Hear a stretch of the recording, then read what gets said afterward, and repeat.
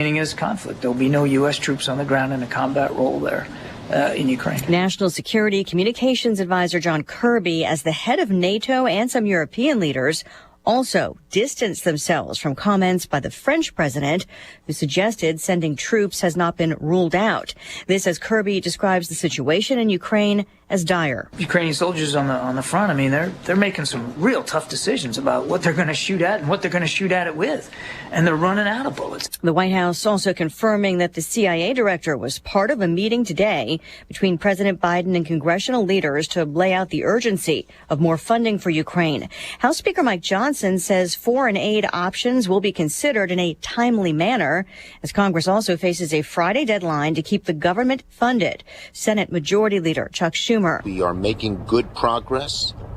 We made it very clear. The Speaker said unequivocally he wants to avoid a government shutdown. But the House Speaker also says America's needs should be met first, beginning with border security. He also had a brief one-on-one meeting with the president at the end of that group meeting in the Oval Office.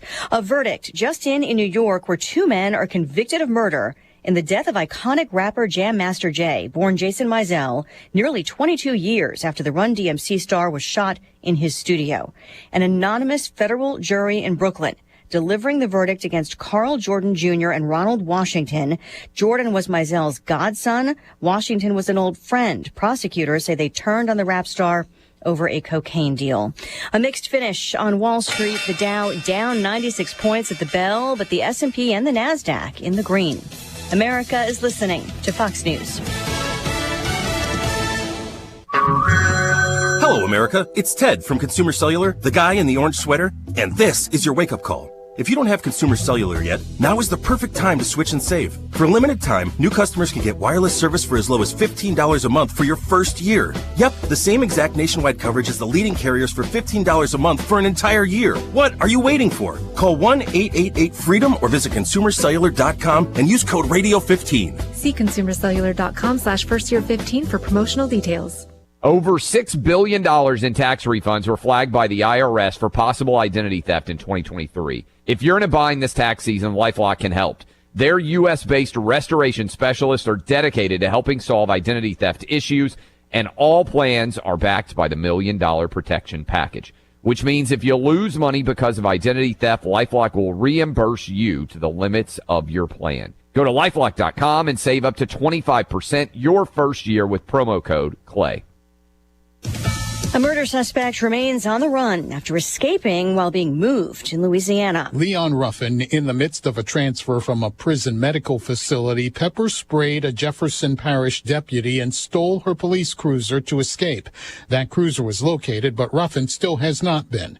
Sheriff Joseph Lapinto says he believes Ruffin, who faces charges including second-degree murder in an incident last July, may be armed, and the victim's family has been told. They were notified immediately, and that's protected. We're aware of that situation. Local and federal law enforcement are continuing to search. Crime Stoppers is offering a reward for information leading to Ruffin's capture. Gernal Scott, Fox News. A new report from artificial intelligence experts and a bipartisan group of election officials is raising concerns about information from chatbots as millions of people use the AI-powered programs to search for basic information, including about the voting process this election year. The report finds chatbots are prone to suggesting voters head to inexistent polling places or inventing responses. Some companies say they are refining their models. Toyota's recalling some mid-sized pickups over axle parts that can fall off. 381,000 Toyota Tacoma pickups are being recalled in the U.S. over parts on the rear axles that can fall off, increasing the risk of a crash. The recall covering Tacomas from the 2022 and 2023 model years. Toyota saying in a statement that welding debris left on the axles can cause some nuts to loosen over time and eventually fall off. That can cause the part to separate from the axle, which can affect stability and brake performance. Toyota not saying if there have been any crashes or injuries caused by the problem. Jeff Manasso, Fox News. Again, the Dow dropped 96 points with the NASDAQ finishing over 16K. And Lisa Brady, Fox News.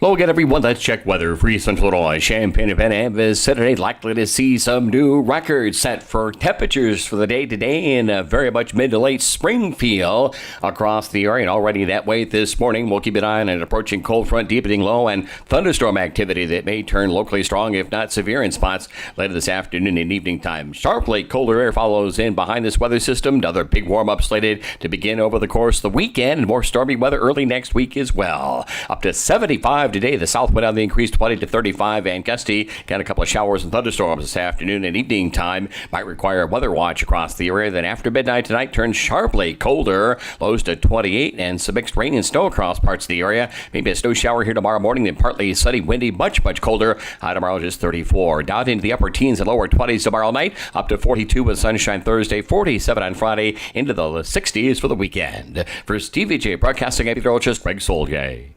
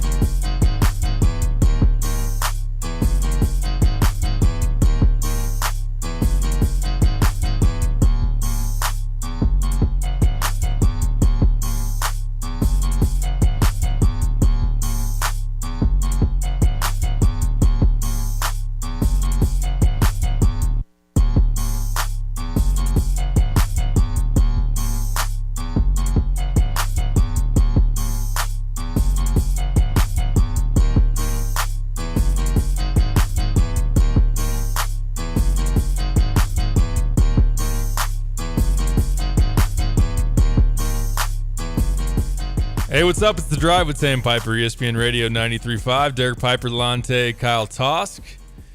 We had some near extra inning baseball, if they did that in spring training. You heard that if you're listening to the station. Cardinals and Red Sox tied 3-3.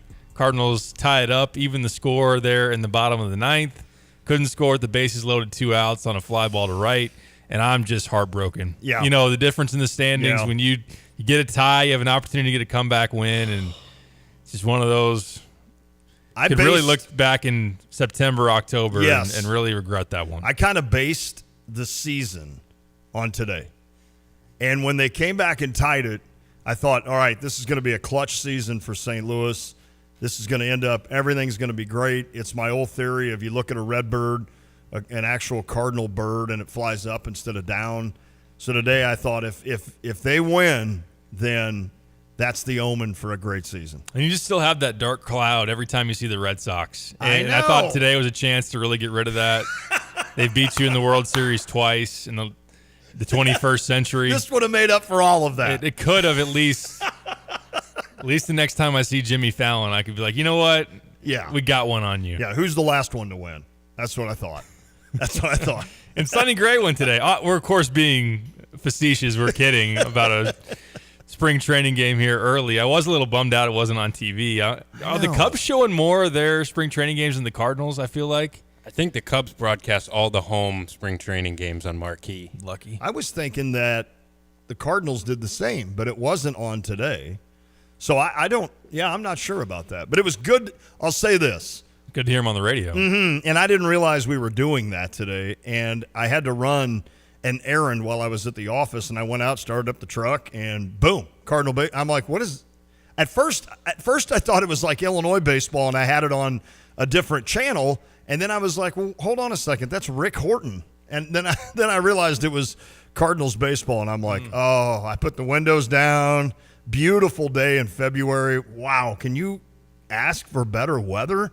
It's in the 70s. The sun has peeked through today. I know that a week ago or so, Kyle and I were discussing that on the note of Illinois baseball, it's their home opener. Like, that's kind of bold to schedule one of those in February, and boy, did they get a gorgeous day for some ball today. I think Greg Solier said this morning when I was listening to Stevie and Diane that we're going to set a record. An all-time record for temperature today. It's going to be over 72, or 72 is the previous high. I don't know what we got to or where we're at, but I'm seeing 73 as of right now. Wow, that's just crazy. Now, we all know, though, that it's fool's gold because March anymore is the worst month weather-wise of the calendar. We know that, right? Because, A, it's the start of high school baseball, and that is automatic, Derek, you remember these days, that is automatically bringing on – to rain out every week. Rain out at least 1 or 2 plus winds out of the wherever there's no cover at whatever ballpark you're at. If you're in Fisher, they've kind of have the trees down the side, so it'll come from center field, the wind coming right at you, So it doesn't matter what ballpark you're at in Central Illinois. Wherever there's not cover is where the wind's coming that day. There's no crops in the field, so it's just straight at you. Listen to me complain. I can't wait to get out there and watch baseball.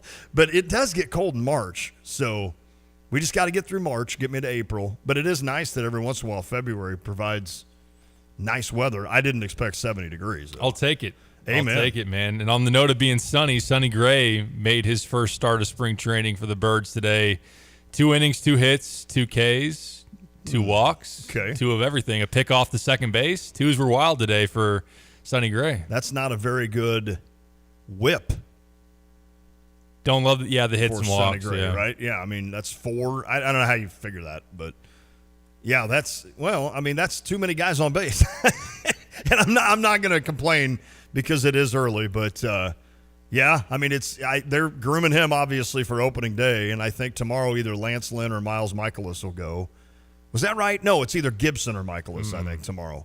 And then Lynn was kind of held back a little bit, and Steven Matz, who I think has been injured since he got to St. Louis. Sounds right, yep. And then Mason Wynn the other day was complaining of soreness at 20 years old. He had a 3-for-3 day on. He did. In an ever-changing real estate market, it is so important to work.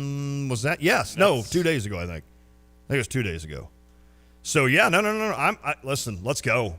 And we talked all about the Cubbies. We got the Belly update. We not only got the Belly update, it became official yesterday, Derek. It did, I know. And Kyle was excited about adding Cody Bellinger. He should be, and I agree. We kind of went through the lineup of the Cubs.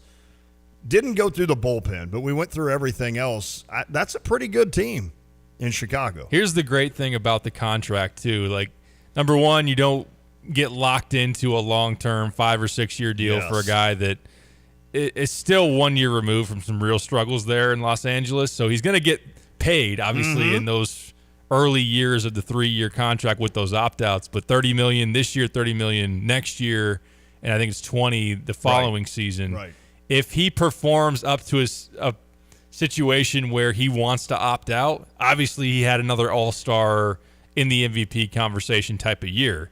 If he doesn't, then yeah, you're in that situation where you're going to pay him $30 million, which is a lot of money. But I would be surprised if he completely falls off. So I agree. To get that guy back in your lineup and to feel like you're not just hamstrung over a long stretch of time in case it was a outlier type of bounce back. But I think that it was obviously a low risk ad for them last offseason, trying to catch lightning in a bottle. They did, and now they get to continue forward with that, which is a big move for the Cubs, and I'm sure Kyle is happy to have it done now to allow him to get some spring training at bats and not worry about some contract dispute that then messes up his start of the season. This is a dumb statement, but I don't know, so I'm going to ask you guys. I'm just being transparent. Will that kind of a contract to Bellinger be kind of what we see in the future, where nobody gets burnt anymore by these long – I know Matsui just signed until 3040. Hideki? No, not Matsui. Ohtani. Yeah. When he will finally, in the year 3000, he'll finally start making money. But, it's just like, is this going to be kind of the new structure instead of signing a guy for, like, what was Matt Holliday? That was like 7 years, $118 million or something. Sounds right. So instead of doing that, are they going to just kind of give these kind of deals like they're giving Bellinger, where it's like, we're going to pay you top money, but not as much as you probably deserve compared to what you're worth, which is crazy. I mean, I don't care how old you are. I don't care what you're doing for a living. It'll never become normal that that $30 million, you're not worth $30 million, or I'm sorry, that you're worth more than $30 million. I mean, it just doesn't make sense to the normal person. But They have analytics that show how much a guy is. And Bellinger last year with what he produced, he was probably worth more than $30 million to the Cubs. So it'll be interesting to see if, the Dodgers with Ohtani, they kind of did that kind of a cool little deal where they basically deferred money until later. It just seems like teams and general managers and front offices and players and agents are getting a little bit more, what's the word I'm looking for? They're becoming a little more frugal?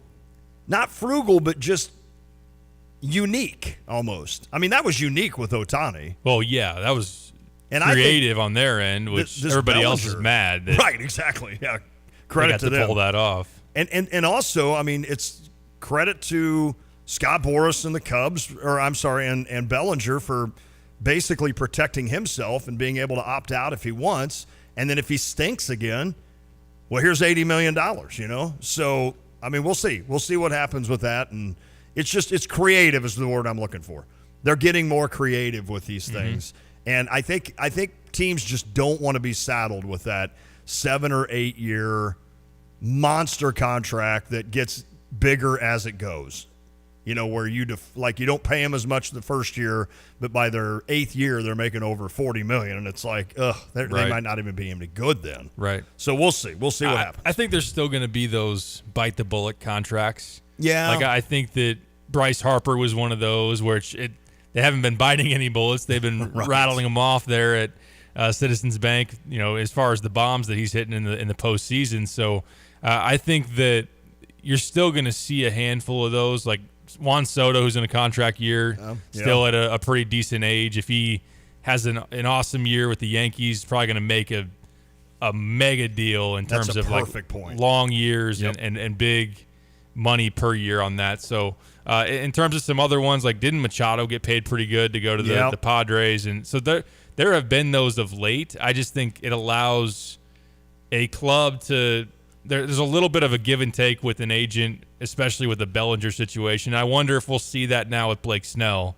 who still hasn't been signed, coming off a Cy Young, but really then prior to that Cy Young season with the Padres, he was struggling a little bit or just not living up to who he was previously when he was a previous Cy Young winner with the Rays. He had a little bit of a downgrade or just he had a hiccup. Yeah. Will he make more than $30 million? Probably. The Yankees offered him 5 years, $150 million, so $30 million a year. Okay. That has not been accepted. So would it be a situation that he takes less years, more money? Would you want to give him $40 million in the first 2 years with opt-outs? Let's say your team, in this case you and I, the Cardinals, gave him the same kind of deal Bellinger just signed where you pay him 40, 40, and 30. And he can opt out after any one of those seasons. Would you be fine with that? I mean, it's kind of one of those. The player or the team? The team.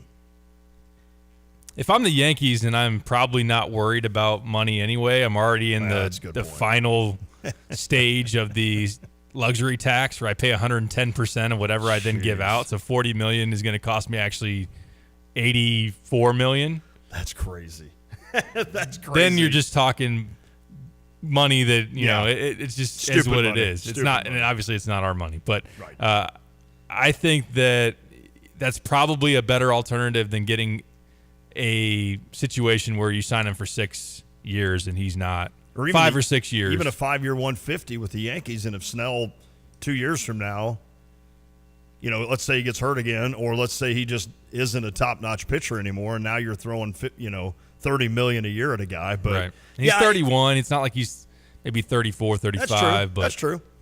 What do you think on that, Kyle? Would you want the shorter-term option for a guy like Snell too? Is that the better option? Or I think 5 years, $150 for a guy that's 31 makes fine sense. It's just you want to see it does protect you if he does have that inconsistency that kind of was part of who he was for the last 4 years.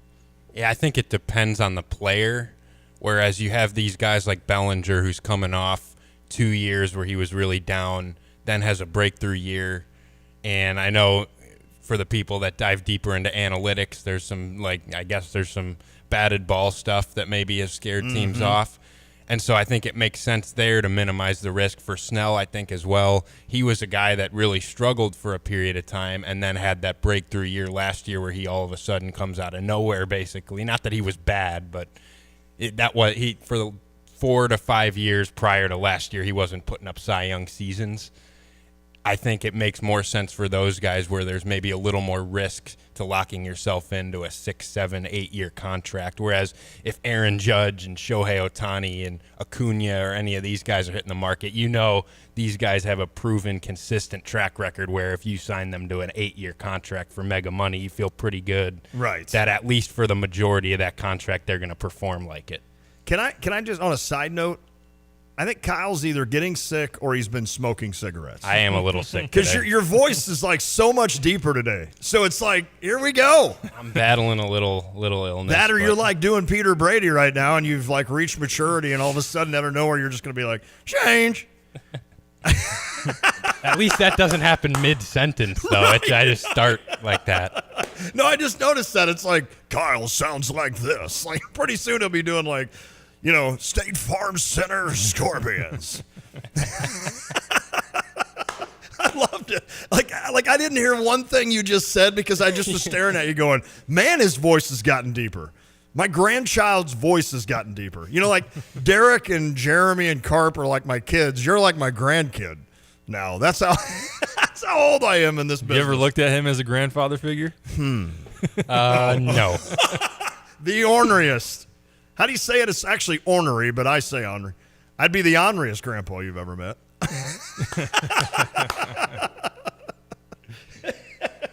Imparting grandfatherly advice on a daily basis. That's Right. Lante. One thing I'd say about Snell, if you did dip into the $40 million range, if you look at the average annual value type of contract, so Shohei's listed at $70 million a year, essentially. Is that right? $700 million over 10 years, yeah, right? It was 10,700, but of he's course only you're making not- like $3 million this year. That's unbelievable. So still averages out at 770, but then they're going to pay him a lot of that on the back end. Plus, after he's done playing, right? They've backloaded it that far. I would assume. Verlander currently at $43 million average. Scherzer 43, DeGrom 37, Cole 36, Strasburg 35. Did Strasburg retire, or is he still going? I heard he retired. I thought I saw he retired. I think you're right. It's Anyways. that much of a drop off from 70 to 43. It is. And But listen, then, of course, you're paying top dollar for Snell. I guess he did just win the NL Cy Young, but that kind of puts a picture of, even if you're on the shorter term, you better hope you're right. Right. And obviously, Ohtani can do it from both ways, pitching and hitting. Now, he won't pitch this season. Right. Unless it's a miracle and he comes back late in the year, but you're basically paying him $70 million, if you will. I know it got deferred and all this stuff. So, but yeah, if you go by that theory, you're paying him $70 million to hit third or DH. fourth for you. Yeah. Which is a lot of money. It's a lot of money, but it'll probably hit 45 home runs. Right. And so in this day and age, does it surprise you that, well, it's all about TV money, correct? And I know that tickets still matter. Ticket sales still matter. Butts in the seats still make a difference. I know the Cardinals, I mean, listen, we can, woe is me, Cardinals. We can hear this forever about how, butts in the seats are still something the Cardinals have to generate to make money to pay players. I mean, that's and they're top 3 in attendance pretty much every year of the last decade. Because they don't have the kind of TV contract. I don't know what Marquis' contract was. I know when the Yankees did their initial contract with Yes Network, it was like $1 billion for 10 years. Yep. So essentially, every season, the Yankees were getting $100 million from Yes Network to just do whatever they wanted to do with it. And so if, let's say, the Yankees can afford $150 million on their own, now you got $250 million in bonus money. It's like, your dad's just like, hey, I'm just going to throw you a couple extra $100 every month. And that's just money on top of what you're making. And comparatively, the Cardinals had a deal that paid them like $18 million, I think, a year. I mean, so instead of $100 million the Yankees were making, the Cardinals were like 18. Now, I could be wrong. That may have gotten better with Bally. I'm not sure, although, that's a what Bally show. went bankrupt, obviously. Right. And it's so weird. It's frustrating, too. I know that if you have traditional cable or if you're like a DirecTV, you're not in that type of situation where you're worried about them being available. But for those that have dove totally in on streaming to not have the options like YouTube TV, they were on there 1 year and then now they've been off last year and this year. That stuff is, I don't know how they're not trying to, there's always a lot.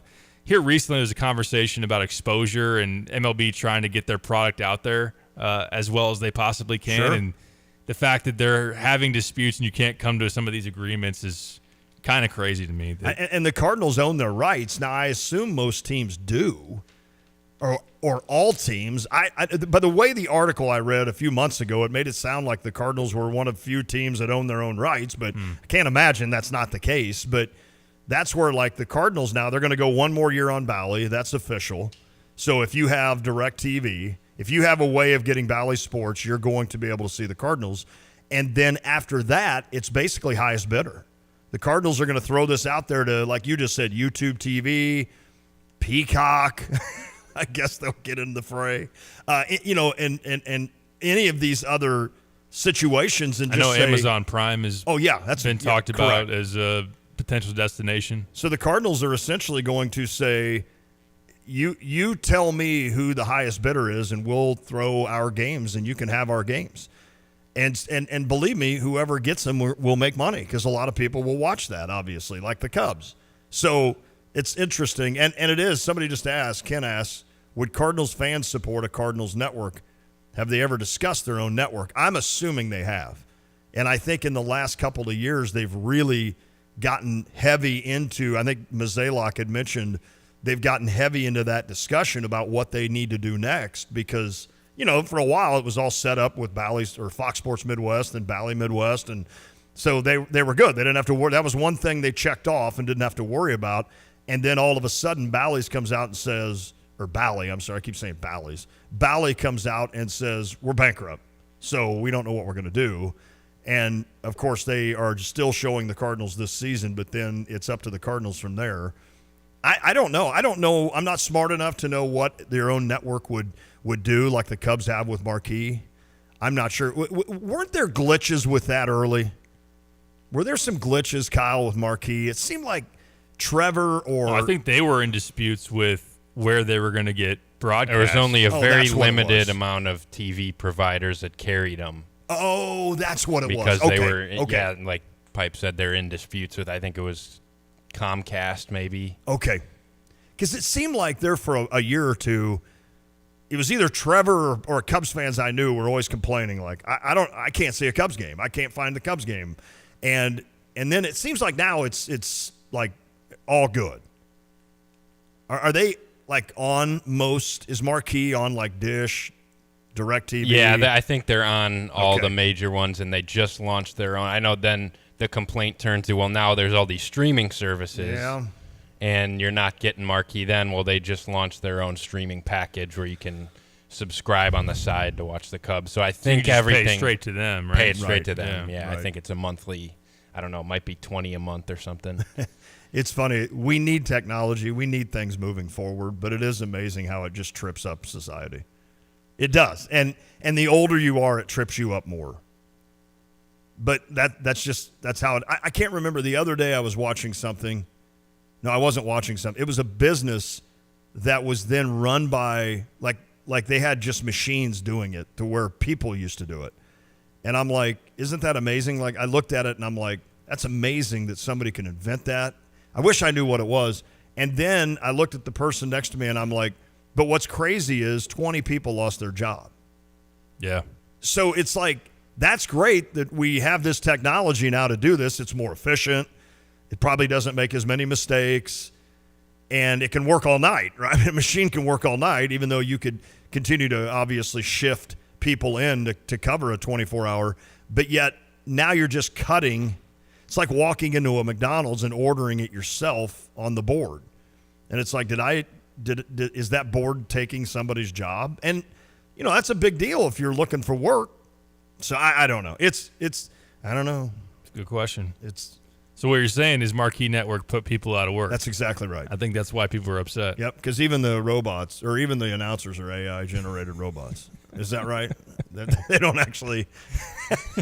They're Luke Shambi sounds like one sometimes. He's actually not human, so they just appear human when they show him. The only human guy is Al Roboski. Like he's the only human still remaining doing broadcasting. I don't know what Jim Edmonds is, but oh boy. Anyways, was a fantastic player. He was, right? It's too bad that his likability has gone down significantly since he's been on the mic too much recently. It's not hindering my thinking of Jim Edmonds as a player, but for some people it does. I think for some people it's ruining Jim Edmonds in a Cardinal way. Like, in other words, not the Cardinal way. The way you think of Jim Edmonds. Yeah, right? like the way you think of him as an all-time Cardinal.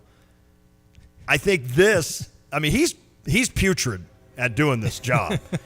And I think for a lot of people, they're like, well, yeah, he could go track down fly balls as well or better than anybody in center field. Yep. And I would argue that all day, how he would play shallow and go get balls. And he could over-the-shoulder catches laid out. Yep. Unbelievable. And look, the guy hit. I mean, obviously hit at a big level as well. So he's a hell of a player. Not a Hall of Famer, but a heck of a player. And now you get people that are like, he's a horrible announcer, and strip that red jacket from him because he's terrible at that. Did you hear? There was a promotion today I heard during the Cardinals game. It's Ozzie Smith, and I'm kind of doing a promo for the Cardinals now. You can go to Cardinals.com or whatever. And you go and you can get fielding lessons from Ozzie, like it's like a camp, and then you're guaranteed to turn 2 double plays with Ozzie Smith. Sweet. Now, how cool? Seriously, Pipes. You put me at second base, I'd probably pull a hammy trying to get the 10 feet to the bag. But how cool would that be to receive a ball from Ozzie or throw a ball to Ozzie and he completes the double play? That'd be kind of cool. You'd probably just have to flip to him, right? Because he flipped to you and you got to turn it at first. It might take like an hour. And then it's 90 feet away, and I'll be like, whoa, I can't throw a ball that far. It'd be the lollipop throw from second. It'd be like, whee, and he's safe. I don't know. Yeah, that's funny. Adam brings up a great point. He's like, in contrast to Edmonds, Brad Thompson as a broadcaster has made me like him even more than I did during his playing career. Yeah. As a reliever, Brad is really good. We were lucky to have him at the Cardinals Garabin. He wasn't a really good pitcher. No, but I'm sorry, yeah. Right, no, and I know I wasn't correcting you or anything, but he was one of those guys. He's like a long relief guy. Sometimes you'd throw in there in a blowout and whatnot, and he even jokes about the fact that he didn't have the most ability out there. Good enough to be a major league pitcher. I'd love to trade shoes as far as my athletic career. But yes, he's very good on the mic. Mm-hmm. Hey, and to address Jeff, and I didn't say it right. Jeff brings up a good point. Cardinals make between 60 and 70 a year from Bally's. He says Bally's too. What I meant, though, was back when the Yankees did that deal with Yes, they were making like $100 million a year, and at the time, I think the Cardinals were making like $18 million a year from Fox Sports Midwest. So I didn't say that correctly. I didn't mean they still make $18 million. That has definitely gone up. So thank you, Jeff, for correcting or making sure that I bring that point up. But that was the difference back then when that all went down, and you had the Yankees at $100 million, and you had the Cardinals at 18. And look, there were a lot of teams like that. The Cubs wouldn't have been as high, but it was the way to kind of look at it and say, well, that's not really fair. It's like, Pipes, I'm going to give you $100 bill to have fun this Saturday, and Lon, you get $18. And it's like, well, wait a minute. So I'm drinking Keystone Light drafts, and you're down here like buying rounds. You're buying bottles or whatever. Like, anybody need a beer? Lon, I see you got your Keystone rack there. You good? Derek, can I come in the VIP? No, you cannot come in the VIP side. It's $20 to get in. Oh, well, I only have 18. Oh, man. It is a little surprising to me. I know we got to catch a break here that the Cardinals, knowing their reach, that number isn't more competitive in comparison to some of these other teams. Like, I know from a radio standpoint, I think their reach on the radio side is really, really large. Like, they go into Tennessee, Kentucky, Indiana, even down to like Arkansas and whatnot, because you got that a little bit of a neutral ground there spots that don't have a team. So you get into the South a little bit. Yep. And there's kind of a dividing line where these fans are either Cardinals fans, maybe they're Braves fans. And as you get closer to Georgia, you're probably obviously pretty loyal to the Braves. On that note, it is interesting to hear some of the expansion talk of a team maybe going to Nashville at some point. We'd see how well that would stick and what that would look like. But yeah, so like, I don't know what the ultimate Bally Sports Midwest reach is. Like, do they get that in Indiana? Do they get that in Kentucky, Tennessee, and all that? But yeah, I'm not sure. I know that all started because KMOX back in the day, the Cardinals were the most Western team, which is crazy to think. That's when like the Dodgers were in Brooklyn. Oh yeah, good point. And so KMOX, the Mighty Mocs got to so many states that it really made Cardinals fans for generations because they could hear Cardinals baseball. And then, of course, you credit WGN and TBS on the TV side. They got out in front of everybody with the Cubs and the Braves. Yep. And you probably have a whole generation of new Braves fans or Cubs fans due to WGN and WTBS because that was when we had to wait for the Cardinals to play the Braves or the Cubs to watch them on TV back then. And except for like the Saturday, game of the week with Mel Allen. Oh, that was the best, man. It's the Saturday game of the week with Mel Allen. Scott on the U of I Atlanta Link text line says that the Reds in Indy, the Reds trump the Cardinals. Says Terre Haute is the Cards, though. Got it. Okay, that makes sense. Actually, it doesn't make sense. I don't know why why would you root for the Reds? Speaking of that, Heartland's team is on the bump. Are they up? Are they going? No, I don't know. Okay. I'm guessing they are. You're going to provide me with a score update. We'll have to Jason look that Anderson. up real quick. Jason Anderson back in town as EIU's baseball coach. We had right? him on last year. Remember, Eastern and the baseball and softball teams both made the NCAA tournament. Yes, I do remember that. And Jason, of course, a former Illini pitcher out of the Danville area, was a not a number one overall, but a first-round pick of the New York Yankees. So, and now the head man at EIU. It's great. That's cool. Encouraged that Dan Hartleb's squad is off to a 6-0 start, bottom two, against the EIU Panthers. The Panthers come in at 1-5 this year. Slow start for them. It's still very, very early. Right. But then the Illini 2-5 last weekend, last Friday, I believe. They were up against a ranked Coastal Carolina team, hit back-to-back home runs in the first inning, that being Illinois. Wow. And then got into a long rain delay where they still held a lead. I think they were up like 5-4 or something. Then they ended up losing like 18-7 or something like that. But they've had a rocky start, lost to Ball State, I think it was, on Sunday. Definitely want to take one at home in the midweek games against those smaller mid to low major type of teams. Coastal Carolina flies in during the rain delay, the former Cubs right fielder. Who's that? Oh, Hayward? Yeah, Jason Hayward. I couldn't think of his name. Yeah. And his pep talk. Most influential World Series speech ever. He's now paid. He literally works he's like at standby in airports all over the country waiting for rain delays. And they just say, oh, there's a rain delay in Detroit. Get him there. And then Hayward takes the quick flight to Detroit out of Chicago and gives a speech, and then the Tigers come back and win a meaningless Wednesday game against the Jays. Unbelievable. 4-3. I mean, that's, you don't think Jack Flaherty would take the mic in the Tigers locker room clubhouse? That's where he's at now, by the way. I forgot he's with the Tigers. Yeah, he's very forgettable these days. Yeah? Hey, you know what? I got to get over it. You're supposed to forgive and forget. I hope Jack has a great season for the Detroit Tigers. Is that fair? No, you don't. Did that sound... It sounded callous? Yeah. Sounded kind of genuine. It's fine. It's all good. All right, we're due for a break. If you want to win, you can. 217-359-2255 on the U of I Atlanta Link text line. We've got Brad Underwood, who is probably currently speaking to the media or just got done. He is over there at State Farm Center for his pregame talk about the Minnesota matchup tomorrow, BTN, 8 p.m. Only 2 home games left. That's crazy. 4 games in total in the regular season before postseason play. You got the 2 home games being Minnesota and Purdue. The Roaders. I don't know if anyone's that term. I don't know if anyone's ever called a road. I don't either. Stretch or road game Roaders, but I just did. Like a roadie, I've heard. Yeah, roadie. Yeah, but rotors. That was kind of cool. Like like a car has rotors. Yeah. Wisconsin Saturday, and then the following Saturday it's a boat at Iowa. All right, due for a break. We'll play Brad Underwood. Amani Hansberry also talking to the media. Maybe we'll get you some of that either today or tomorrow.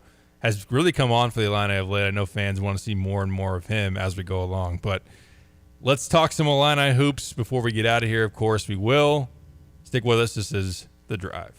In an ever-changing real estate market, it is so important to work with experienced agents like Russ and Nick Taylor with the Taylor teams at Taylor Realty Associates. They have the knowledge and expertise to get your home sold for the most amount of money in the shortest amount of time. Trust the experience and success of Russ and Nick Taylor with the Taylor team at Taylor Realty Associates. Give them a call today at 217-355-0700 or visit them online at taylorboys.com. That's taylorboys.com. Rising costs of goods, unpredictable weather, and seasonal depression got you feeling down? Let Dogtown Heating, Air, and Plumbing brighten your winter blues. Dogtown is offering $1,000 off any Bradford Whitewater heater, Rinnai tankless water heater, or Bosch mini split unit when you buy a Lennox home comfort system. No gimmicks, no hidden fees, just $1,000 in savings when you call Dogtown Heating, Air, and Plumbing, 217-841-4728. Offering 0% financing options for qualifying applicants. Dogtown Heating, Air, and Plumbing, your home's best friend. Have you ever wondered why you pay your bank to have a checking account with them? We do too. At Fisher National Bank, we offer free checking accounts that reward you to bank with us. Our Rewards Cashback Checking offers 2.02% cash back on debit card purchases up to $500 monthly. No service fees or balance requirements needed to earn rewards. For a free checking account that pays you back, simply make 12 debit card purchases, receive electronic statements, and have one direct deposit within a monthly cycle. It's so simple. We bet you're doing most of these things already. With Rewards Cashback Checking, you have access to Reward Saver, which earns 4.07 annual percentage yield on balances up to $20,000. Reward yourself with free Rewards Cashback Checking and Reward Saver, a few of the many ways Fisher National Bank invests in our customers. See monthly requirements at any branch or fishernational.com. Fisher National Bank. Exceptional communities, exceptional people. Member FDIC.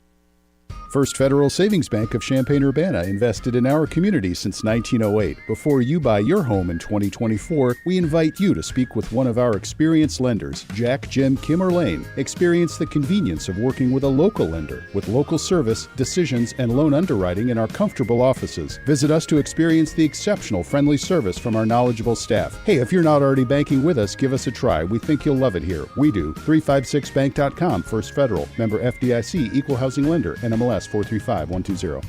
I'm Dr. Jaya Wadawan, and I'm a pediatrician with OSF Healthcare. RSV is respiratory syncytial virus, and it's very common in pediatric patients, especially in the age group of less than 2 years old. In RSV, some symptoms to watch for is fever, cough, wheezing, any difficulty breathing, decrease in appetite. So with COVID and RSV, it's difficult to differentiate the symptoms and the presentation of each. The best thing to do is go to your provider and get a swab for both COVID and RSV. Older people can get it. It presents more of an upper respiratory infection. However, in the pediatric population, it presents more in the lower respiratory tract, which causes more of severe symptoms. Treatment includes supportive care for fever, so that includes Motrin and Tylenol. And if they need further respiratory support, that would include some oxygen support and nebulization. Visit the website osfhealthcare.org.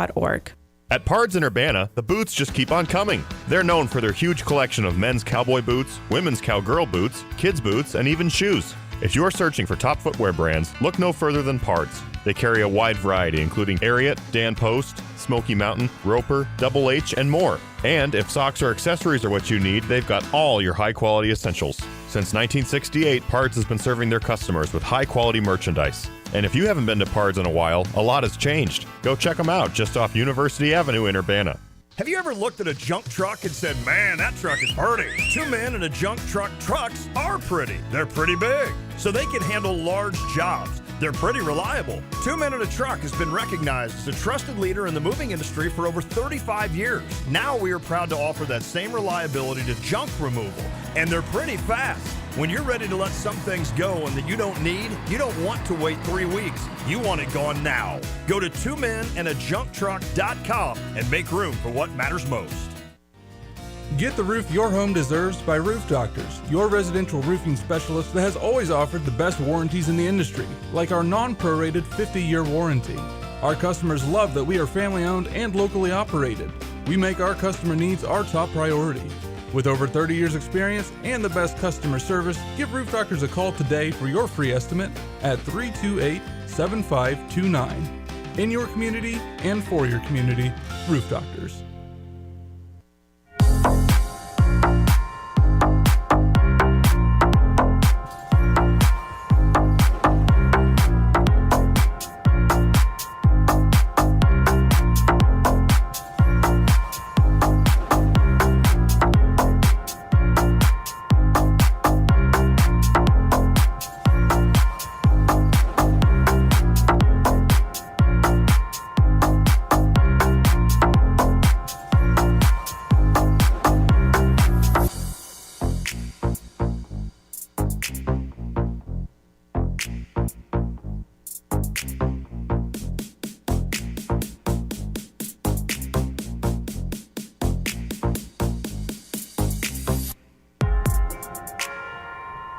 Back on the drive with Sam Piper, ESPN Radio 93.5. This is for a 217 out there on the U of I. Don't you do it, Derek. Got to give a shout out, Jacob Hurtubise, who is Stevie's son-in-law now. That's awesome. Just got an RBI single in a spring training game against the Cubs. He's playing for the Reds. Fun organization, I'd imagine, to be coming up with. I know that he had a pretty darn good year last year.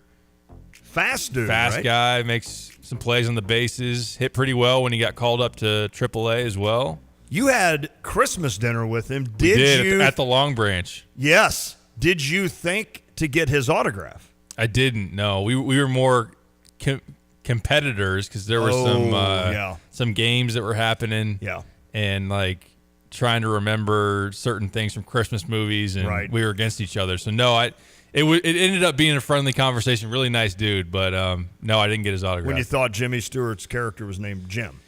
Yeah, was that right? Yeah, we didn't get that one. Me and Reese did not have a lot of. That's a little bit. I'll argue a little bit before our time. No, maybe. I'm with you, but it's a classic. Still, it's a classic. Yeah. I wasn't very happy for you on that one. No, I get it. Or I wasn't. No, not happy. I wasn't very. You weren't proud. I wasn't proud of you. I know on that one. I know, but we move on. We were struggling to. I think we did get it. The presidents on Mount Rushmore. Oh, see, I don't know that I could. Yeah. Isn't Woodrow Wilson on there? Is he? Or is it FDR? Yeah, I don't know. Yeah, it's like Washington, Lincoln. Wow. Roosevelt? I think. Yeah, Roosevelt and Woodrow. Is that right? Why would Woodrow Wilson be on there, Lon? Presidents. I don't know. We've got Washington, Jefferson, Roosevelt, and Lincoln. Okay. All right. Sorry, I'm just touting up Woodrow Wilson and his time as a U.S. president. All right, and last note before we do actually talk some college basketball, Illinois still up 6-0, bottom three against the EIU Panthers. So let's get to Joe Lunardi put out a new bracketology. Illinois, of course, won. I'm sure you guys talked about it yesterday, 95-85 against the Iowa Hawkeyes. We did. Pretty good win for Illinois. The defense was better down the stretch of that game. You still don't like giving up 85, although it's an Iowa team that can really score it. And, boy, you needed that bench to come through, and encouraging minutes from Nico Moretti. I wanted your take on that. Yeah, we could do that. What did you think, and what's the long-term prognosis for a Nico Moretti? I know he's been hurt, and I don't mean prognosis health-wise. Is he a guy that, with too many minutes, can become – I can't think of words today. It's just one of those days. It's like in baseball when you give a guy, he might come up for a couple of games and do really well, but exposed. Sure. Could Nico Moretti could he get exposed if you played him too many minutes?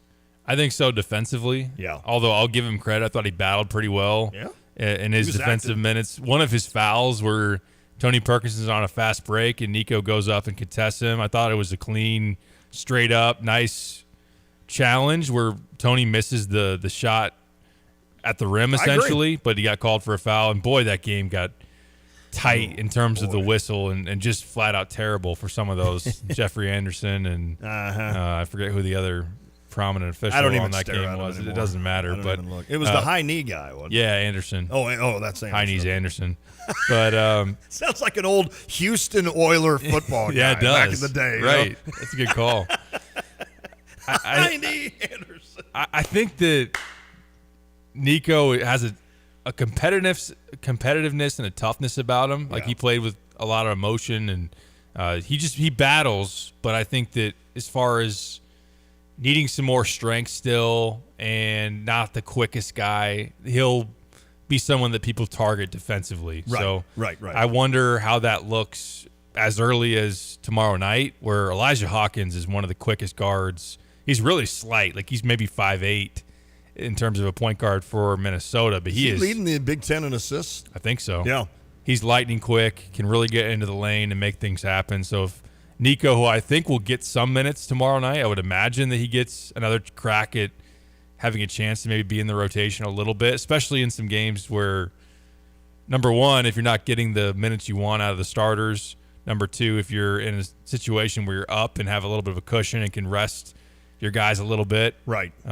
Then Nico might get a little bit of a stint, and we'll see how that goes. But, that's fair. Yeah, long-term, I like his offensive game. I think that he's pretty darn skilled offensively, like ball handling stuff, ability to get in the lane. I liked that early in that second half, Illinois was really settling for three. Like, I can't believe that Terrence didn't take like his first 2-point jump shot or 2-point attempt until, was it late in the first half? And really, like through the middle of the second half, he only had one or two 2-point field goals and like 2 free throws. So the ball wasn't getting into the paint. They were settling from three. Nico comes in and he was able to attack off the dribble, did make those 2 threes, his first 2 threes of the attempts of the season. And when they evaluated him, it was a lot of the junior national team stuff with Italy.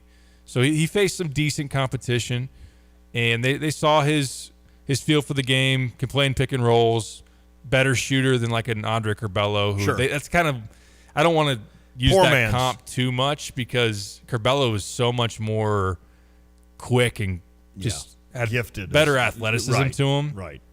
But it was a pretty like creative playmaker who could also then, in the contrast with Curbelo, Moretti could shoot a little bit more.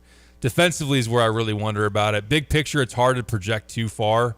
Like I think he could be in the rotation, kind of a change of pace kind of guy. Yeah, backup point guard next year type of guy. That's like fair. I think Jace Butler's going to come in and compete for minutes. The guy that they really like, and more of a big-bodied guard at 6'4". And maybe I think they need to go to the portal and get a point guard if that was up to me. So Moretti seems like the kind of guy that would take advantage of the portal. And I don't want him leaving. I hope he's not listening. I doubt he is. But he's the kind of guy that could kind of say to himself, although you're always as an athlete going to believe you could play at the highest level. Yep.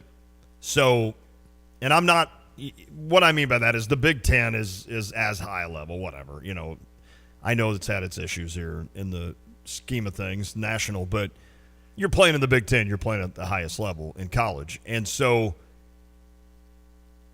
like, in other words, you know, could he go to a Drake, or could he go to, I don't know, just pick a college and really excel? But yeah, he probably thinks he can get it done here. It's a fair question, and it'll probably determine in terms of his role what they go out and do in the transfer portal and how that then sits with him. And I did like hearing from Brad that he hasn't been a guy that's badgering Brad, you know, how come I'm not playing and all this kind of stuff. So it has been something that he's kept his head down and worked. Seems like a good dude.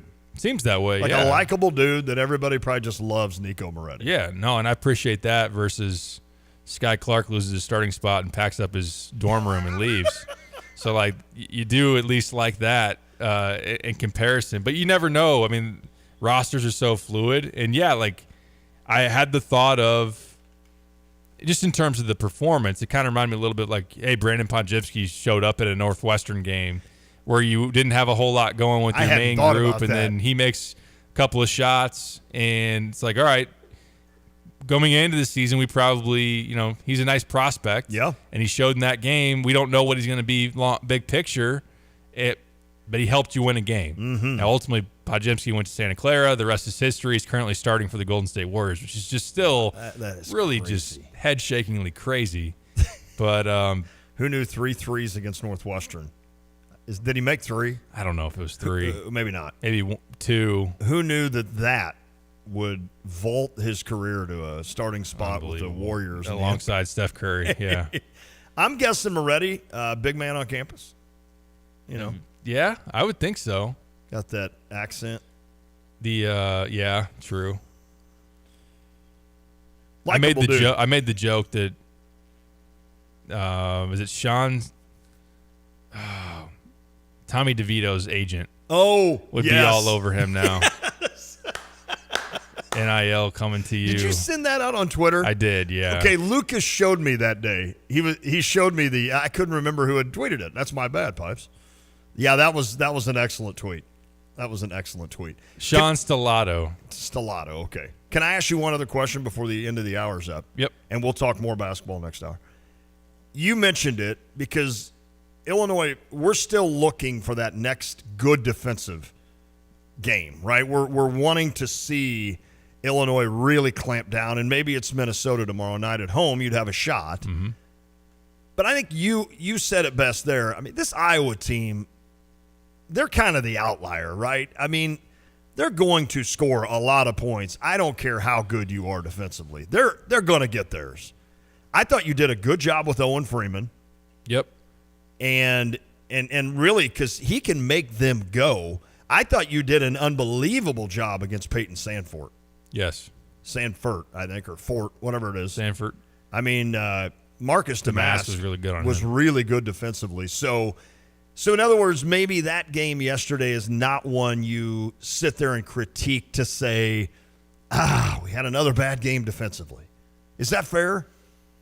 Yeah, no, I agree with that. I think that the way that they made Tony Perkins work, I thought Shannon was on him pretty good for the majority of the game, and he didn't shoot an efficient percentage. Like when you look at the second half and Sanford and Perkins combined to go 1 for 13 from the field. Wow. Like you'll definitely take that any day of the week. Yes. You didn't love that if you're just looking at on paper, and I think there's still some issues that they can clean up. Like I think their transition defense got beat a handful of times. They gave up points too much on the offensive glass, like 15 second chance points to Iowa, not known as a very physical team or a team that hangs their hat on the offensive glass is not something that you really love. And Brad, that's the reason, one of the reasons that Brad pulled his starters early second half, because they were giving up like back-to-back offensive rebounds to Owen Freeman.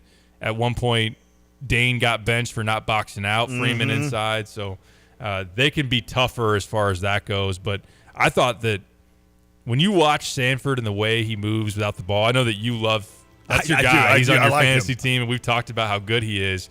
But not only is he just that stagnant three-point shooter, like a guy that, somebody breaks it down off the bounce and then kicks it to him and he's ready to shoot. Like, he's coming off a bunch of screens. He's back cutting. And Damas just kind of took away the different angles. He did. Whatever it was that they were trying to get with him. So for them in the final 12 minutes to only go up 21 points, Iowa shot like 33% from the field during that stretch. That was a really good close to the game, and it was a step in the right direction. But, yeah, Iowa, with their pace and just their offensive ability, they can pretty much hang 75, 80 in that range on a very, very average night for them. So it wasn't like a stellar showing defensively on the whole, but it was a step in the right direction. We'll see how they build on it tomorrow night. I want to start next hour real quick. We got to go take a break. All Big Ten versus Illinois. Is Tony Perkins on that? Yes. Okay, so we could name our all Big Ten versus Illinois right, let's team. do it. Let's do that next hour.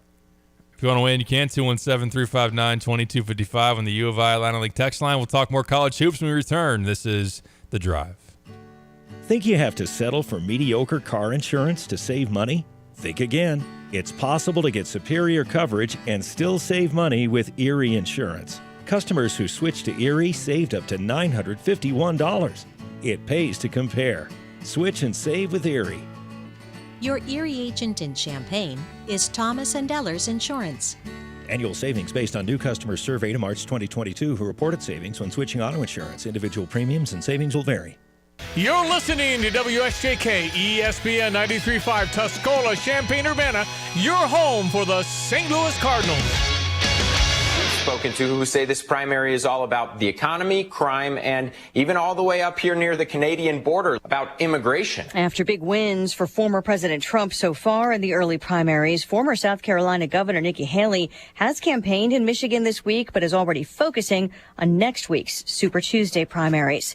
Sharp criticism from President Biden after remarks made by former President Trump about support from Black Americans. Former President Trump's assessment that Black people support him because of his own criminal indictments and release of his mugshot is repugnant, White House Press Secretary Karine Jean-Pierre says. And it's divisive to traffic in racist stereotypes. That's what we have seen. Jean-Pierre frequently sidesteps questions about former President Trump, citing restrictions on campaign messaging since he's the Republican presidential frontrunner. Republican candidate Nikki Haley has also been critical of the former president's remarks. Fox's Jared Halpern at the White House. House Speaker Mike Johnson says he's optimistic after a White House meeting with President Biden and other top congressional leaders about avoiding a government shutdown Friday. Senate Majority Leader Chuck Schumer. The fact is, in the House, for just about given the 30 hard-right intransigent people, the only way Johnson can get anything done is with Democrats. And I've said to him, even from my first call with him, the only way we get things done here is in a bipartisan way. But the timing of a foreign aid package already passed by the Senate remains unclear as a debate over border security measures continues. America is listening to Fox News. Hey everyone, it's Ted from Consumer Cellular, the guy in the orange sweater, and this is your wake-up call. If you're paying too much for wireless service, you don't have to keep having that nightmare. Consumer Cellular has the same fast, reliable coverage as the leading carriers for up to half the cost. So why keep spending more than you have to? Seriously, wake up and call 1-888-FREEDOM or visit consumercellular.com. Savings based on cost of Consumer Cellular single line 1, 5, and 10 gig data plans with unlimited talk and text compared to lowest cost single line postpaid unlimited talk, text, and data plans offered by T-Mobile and Verizon January 2024. Over $6 billion in tax refunds were flagged by the IRS for possible identity theft in 2023. If you're in a bind this tax season, LifeLock can help. Their U.S.-based restoration specialists are dedicated to helping solve identity theft issues, and all plans are backed by the $1 Million Protection Package, which means if you lose money because of identity theft, LifeLock will reimburse you to the limits of your plan. Go to LifeLock.com and save up to 25% your first year with promo code CLAY. More than 2 decades after rap legend Jam Master Jay was shot in his New York studio, a federal jury convicts a longtime friend and his own godson in the killing. Ronald Washington, the friend, yelling at the jury that they had just killed 2 innocent people after the verdict was announced today. Prosecutors have said the 2 defendants turned on the rap star over a cocaine deal. The trial shedding limited light on a 3rd defendant who was charged last year after prosecutors said his DNA was found on a hat at the scene. He has pleaded not guilty and is headed toward a separate trial. Emotional testimony as the first trial continues over a 2021 death on a movie set. A crew member broke down on the stand recounting the fatal Rust set shooting, pointing to armorer Hannah Gutierrez-Reed, who was on trial for involuntary manslaughter. Ross Adiego cried, recalling the events surrounding the death of Helena Hutchins, and faulted Gutierrez-Reed for leaving guns and ammunition unsecured around the film set. He testified that the armorer was not necessarily as serious or professional as he was accustomed to. Jason Bowles, Gutierrez-Reed's defense lawyer, noted Adiego had filed a negligence lawsuit against Alec Baldwin and the film's producers. Fox's Michelle Al Polino. Baldwin is also charged with involuntary manslaughter and scheduled to face trial in July. For millions of Americans, temperatures are about to plunge by nearly 50 degrees tonight as a storm system crossing the country hits the Midwest, including Chicago. A possibility of severe weather later this evening, and that includes hail, heavy winds, and even the possibility for tornadoes.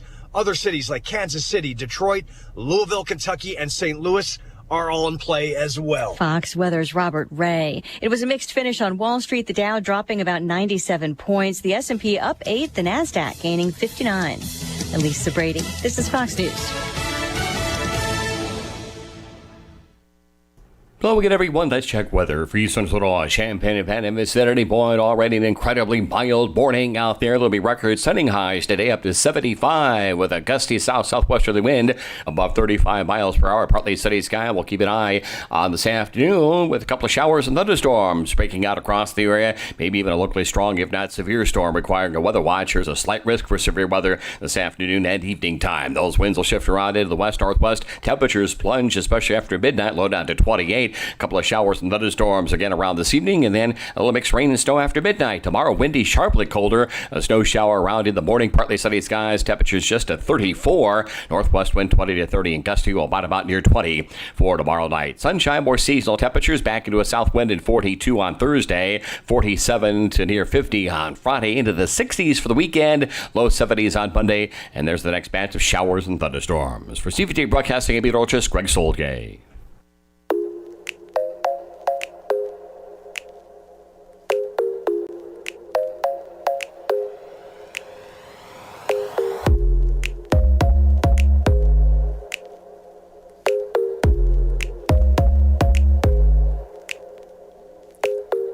It is The Drive with Sam Piper, ESPN Radio 93.5. Let's talk some more Illini basketball. Later this hour, you'll hear from Brad Underwood, who spoke to the media today about Illinois and Minnesota, the second-to-last home game that Illinois will have. You got this one at 8 p.m. tomorrow night, and then the regular season finale at home against Purdue. Yes. That being a week. Is that a weekday game? Yeah. It's a Tuesday the 5th. Okay. I think that's a Peacock game, isn't it? Yep. Every Tuesday, is that what it is? It's Yeah, Peacock every Tuesday, Tuesdays. yeah. All right. I gotta show up to the stadium like us, Lon. I know. That way you don't miss it. I know. I think tonight there's actually a game on BTN, but the other game is on Peacock. Normally, Peacock has two games on. That's right. So, yeah, interesting. Okay. Let's get to Lon's question that he had at the end of last hour. A good one, and I think that it'd be interesting to. So we're talking active players. Yeah, like right now. Right these now, guys right now. And then if we could quickly do maybe just during the Brad Underwood era, if we can think back that well, we might need some help from the text line. But current players, all Big Ten Illinois killers. Yes. So I think Tony Perkins. Yes. With his 32 last season. Didn't he still get to like 22 this year? Not efficiently? It was at least 18. 18. Okay, 18 this year. I'm throwing my early front runners out. All right. I'm putting Dante Scott. Yeah. Just because for 4 years he's performed well in every game you've played him. Yep. We gave him 2 or 3 of those years because we didn't have a 4 to guard him. I think Jameer Young, the way he went off, could be on there. Although Julian Reese, you could say after this season, but he hasn't. I feel like this was the first year that he really hurt you. Sure. Boo, did he really hurt you that bad? Oh, he did in Evanston, yeah. Oh, that's right, he did. And then at the end of last year in Champaign. Yes. So he might have worked his way into a guy who was Illinois was his kryptonite for a while. Like Trent Frazier held him down extremely well. Good call. But the last 2 years, he's really hurt Illinois. Okay. Who else we got on this list? I mean, does Nick Kern make it after one game? Because that second half was game. You can't include Edey because he'd be on every list that you ever put together, fair right? Enough. Has he even really dominated Illinois relative to what he normally does? That's a good point. Probably not. Not earlier this year. Trey Kaufman-Renn was he was the big guy. stat guy. Does Indiana? I mean, not right now. I know Trace went off, but I was going to say Trace. Oh, that was another one where you had against him. Kofi, he was inferior, but then without him, he destroyed you. Gosh, this is looking well for Illinois right now. This is looking good. Anybody for on Illinois. Wisconsin? No, because No. you beat them. You own them. Yeah. Michigan State. Malik Hall. Yeah. Not really, though. Just for one game, it feels like. Yeah. Michigan. Tyson Walker's had some good moments against Illinois. yes. He almost pulled them all the way back. Oh, that's that Trent Frazier Yes. super senior year. I could see him making that list. I feel like we're forgetting somebody, of course. Penn State. Of all the guys that had career highs last year, it seemed like there has to be someone I still know. playing other than Perkins. Nebraska. Oh, well, it wasn't a career high, but Jamison Battle went for 30-something. Yeah. Who else had a What did he career do high? against you this year? I don't think he did much. He didn't do much in that game, I don't think. Yeah, I'm trying to think. Like Iowa, we had Perkins. Nobody else from Iowa, I don't think. No. Indiana, there really hasn't been one. Purdue. Northwestern, we were going boo. I mean, it's a great thing to know that you're not really Right. getting killed left and right. Nebraska, I don't know. I don't think so. It's not like Tominaga had a good game here in Champaign, though. Didn't Walker have a good game against you last year? That big guy Derek Walker, for yeah. Nebraska, but not good enough to. Rutgers was there. Cliff hasn't killed you. No. Ron Harper Jr. is. If we're gonna do Brad Underwood era, EJ Liddell, Ron Harper Jr. You could probably make an all kill team of just like 4 men. Right. Well, you're on a good roll there. But add Dante Scott to that. Dante Scott, yep. Yeah, you got to have Pickett after last year. Oh yeah, Javon have Pickett. to. This is Jalen. Well, easier- Jalen Pickett. Although Javon Pickett might finish it out. We got 2 Picketts. That's right. Oh, that's not a Big Ten, but It's almost easier to do. Well, it would be because you've had more years of guys doing stuff against you. It's weird that as bad as Illinois' defense has been lately, and for half the season, it's kind of hard to come up with 5 guys that have really crushed Illinois. Is there anybody on Ohio State? Now, Thornton had a big game last year against them. That's right. Before I really knew who he was. Now, I know people like you knew him, but he just you couldn't stop him last year. Yep. Only had 7 this year, though. Yeah. I feel like we've gone through the entire Big Ten. All right, so active players. We're going to go with Dante Scott. I think you got to put Jameer Young on there. Jameer Young. Tyson Walker.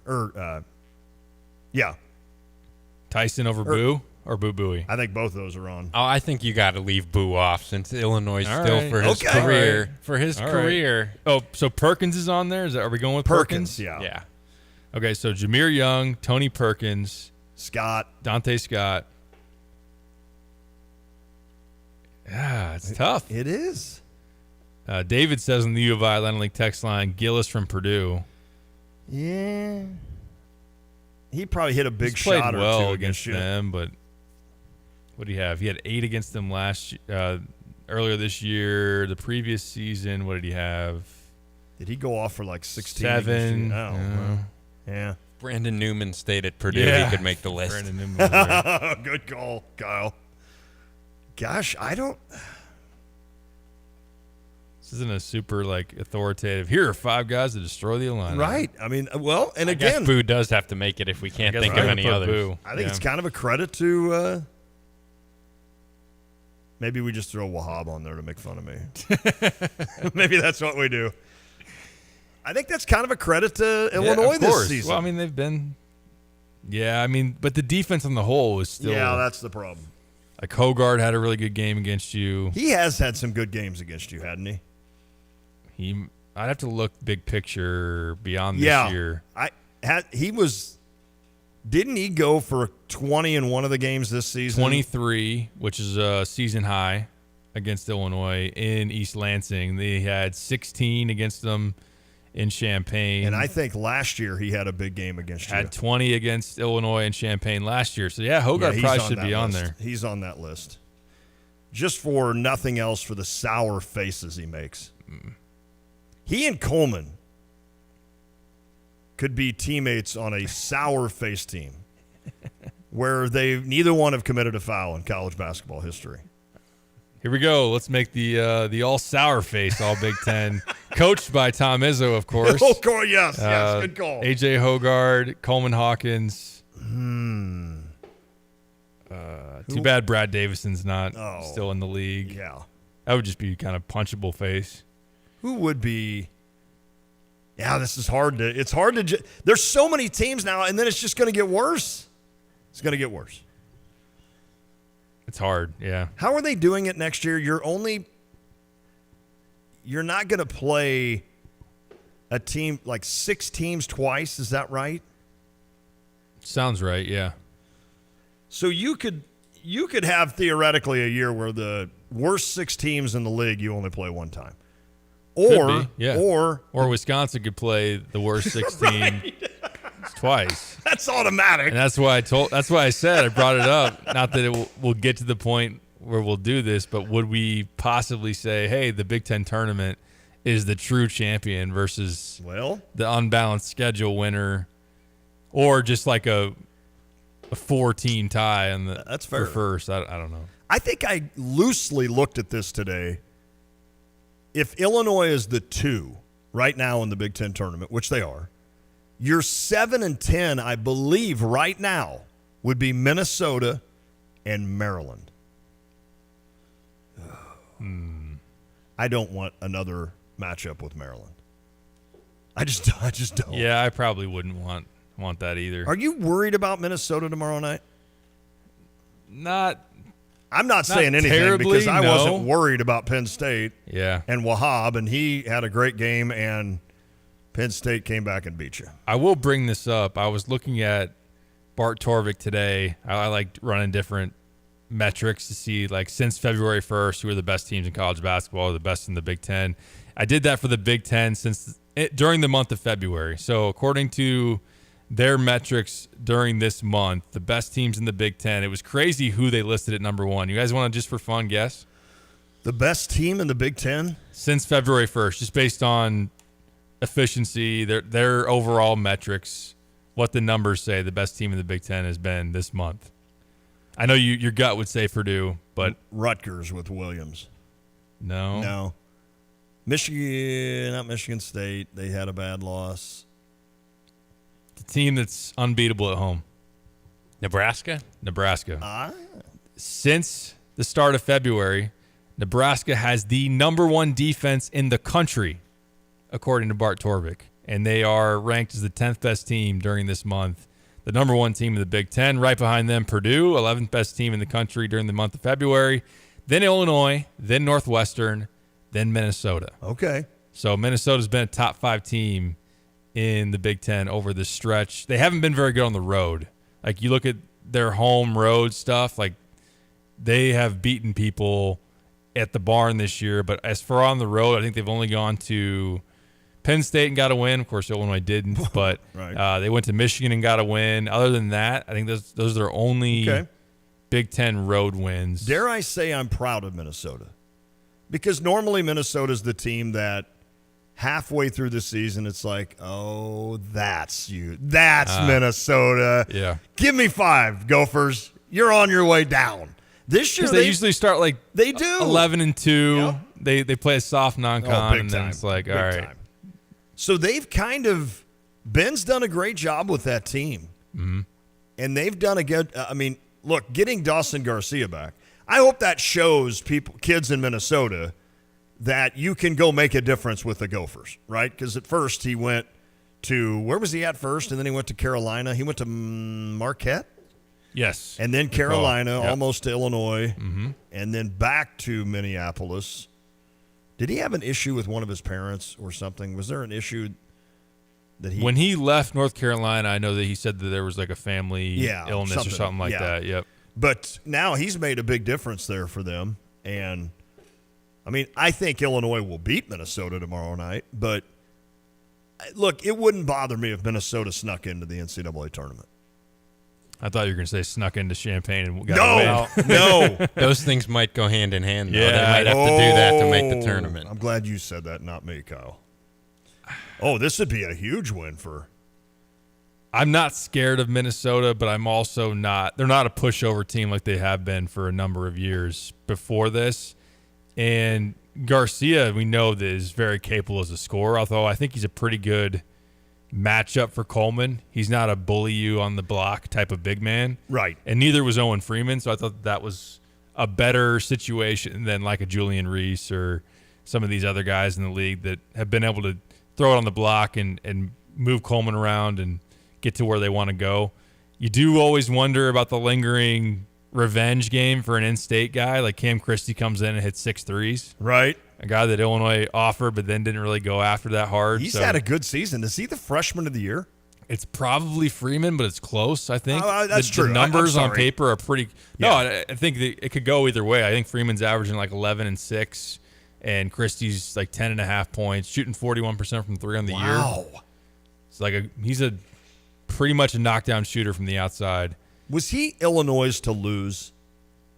You always wonder with – like his brother, Max, of course, goes to Michigan State. Yeah. And I think there were a lot of wonders, like if Michigan State actually wanted Cam. But long story short, he comes from the Illinois Wolves program, which isn't usually the best pipeline for Illinois. It's been Mean Streets before that. Right. Mac Irvin with Chin Coleman. But I think based on the way the competition went, that if Illinois really pushed, they probably would have got him, in my opinion. Although Minnesota had a different sell. Like they said, come in and be one of our best players early on versus Illinois, of course, more loaded up. He'd be in a off the bench type of role. But good point. I mean, he can kind of shine at Minnesota.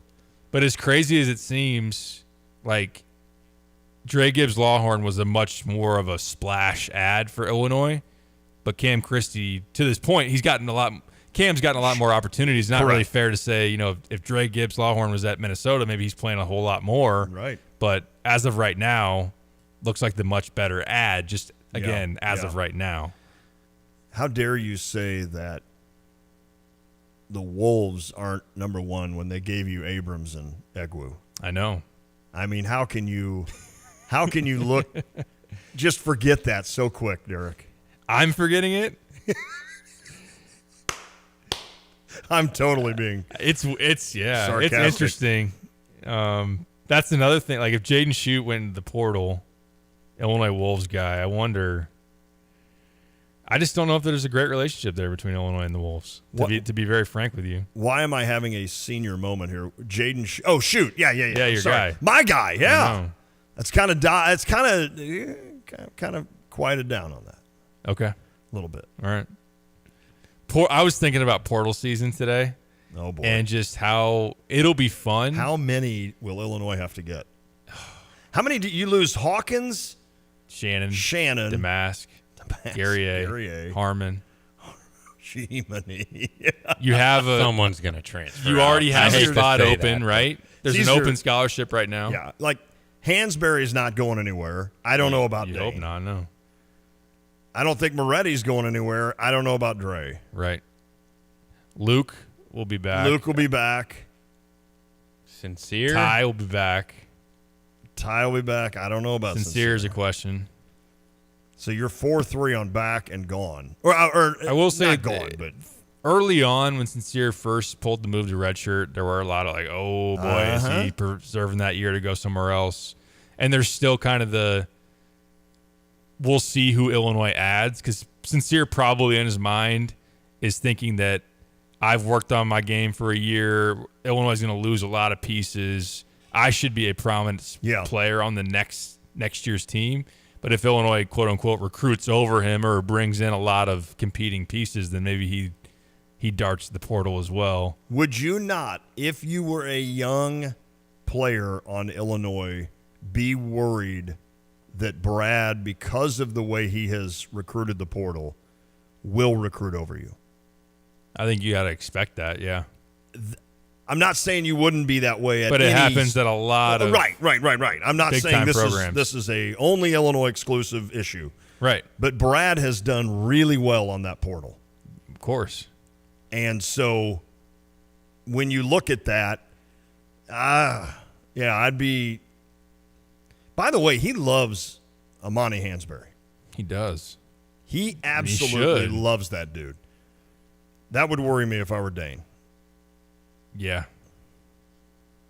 I was happy for Dane to get those minutes, and it's been a tough year. He shows moments where you're just like, man, is he skilled. And if he would have made a couple of those at the rim, he had some really nice moves that he didn't finish off. But he does seem like the kid, though, that's always being yelled at. Yeah. And I'm not going into the, Brad yells. I mean, he doesn't even do that anymore. But it does seem like Dane is always the doghouse. It does.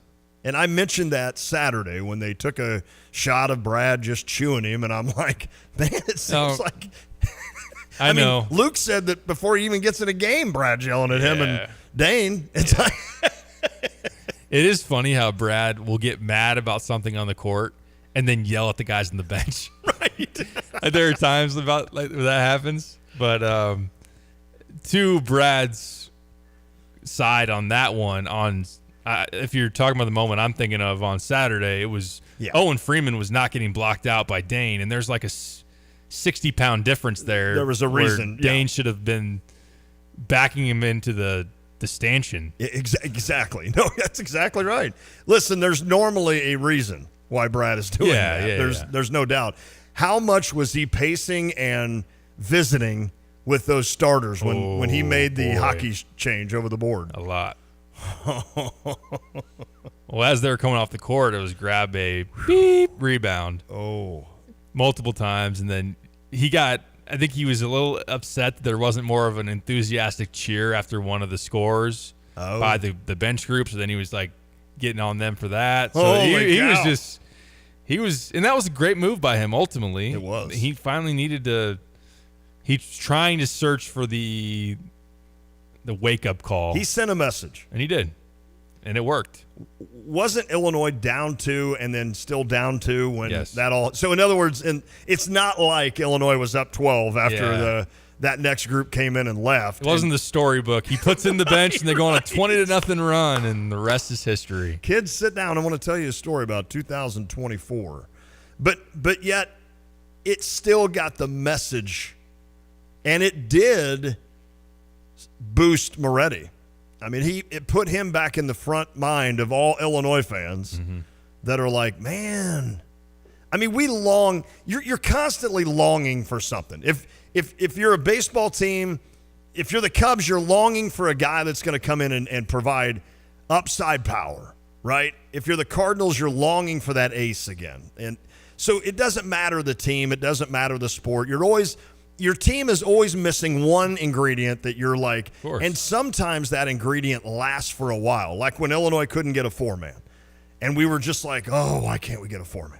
And during John Gross, we couldn't ever get a point guard. Right. Until Tijon Lucas, again, I've said he'll go down as one of my favorites, not because he was great, but because he did commit to you as a point guard. And it just seems like Illinois is back in that longing for a point guard kind of thing, and then we bring a guy in that is truly that, and it's like, ooh, it's like a shiny new car. I like this. I like this young man. But in reality, you got to understand is in a long haul, would he get exposed too much? You know, if he's guarding, pick a guard, Jahmir Young. Jahmir Young. You're going to see Braden Smith coming up. Can he guard Braden Smith? Boy, he's having a good year. And, it pains me. It pains me that he's having a good year. It really does. Doesn't Lawyer look like the kid, like he's had the same haircut in school pictures since kindergarten, right? And it's still the same hair. Yeah. There's no gel in it. It's not greasy. It's clean hair. He washes his hair, but it's just the same hair. And like during a game, he'll kind of just fold it over a little bit, just, and you're just like, man, I bet if you went back to 5th grade on and just looked at his class pictures growing up, if his mom like presented that to you, you'd be like, he has the same hair his whole life. Kind of looks the same, probably. And he probably looks the same. Yeah, he's just gotten taller every year. Yeah, that's what I think of when I see Lawyer. That just so people understand when I watch a basketball game what I think of. That is it. I should be a color guy. I should be like, you should. Lawyer hits another 3. Lon, he's having a big one. Yeah, no, he's having a great game, Bob. But does his hair not bother you? Like, has he not had the same hair? There should be, like for Monday Night Football, they have the Buck and Aikman, but then the Manning cast is like the alternative. Like they should make an alternative broadcast with Lon on there. And Jerry Seinfeld. And we just think of the dumbest stuff. Like, Lon, have you ever noticed that guy always has his right sock up higher than his left? You could listen to Ian Eagle and Grant Hill on this broadcast, or Jerry Seinfeld and Lante. They tried that with Dennis Miller once, back in the day. Is that right? Don't you remember that experiment of Dennis Miller? Like on Monday Night Football? Was it Monday Night Football? It was one of the big ones. Sunday Night Football, or maybe one of the Sunday two. night. It was one of those, I think. I'm almost positive. I remember him being in one of those booths. They had like a comedian. 217 lawyers should sue Supercuts.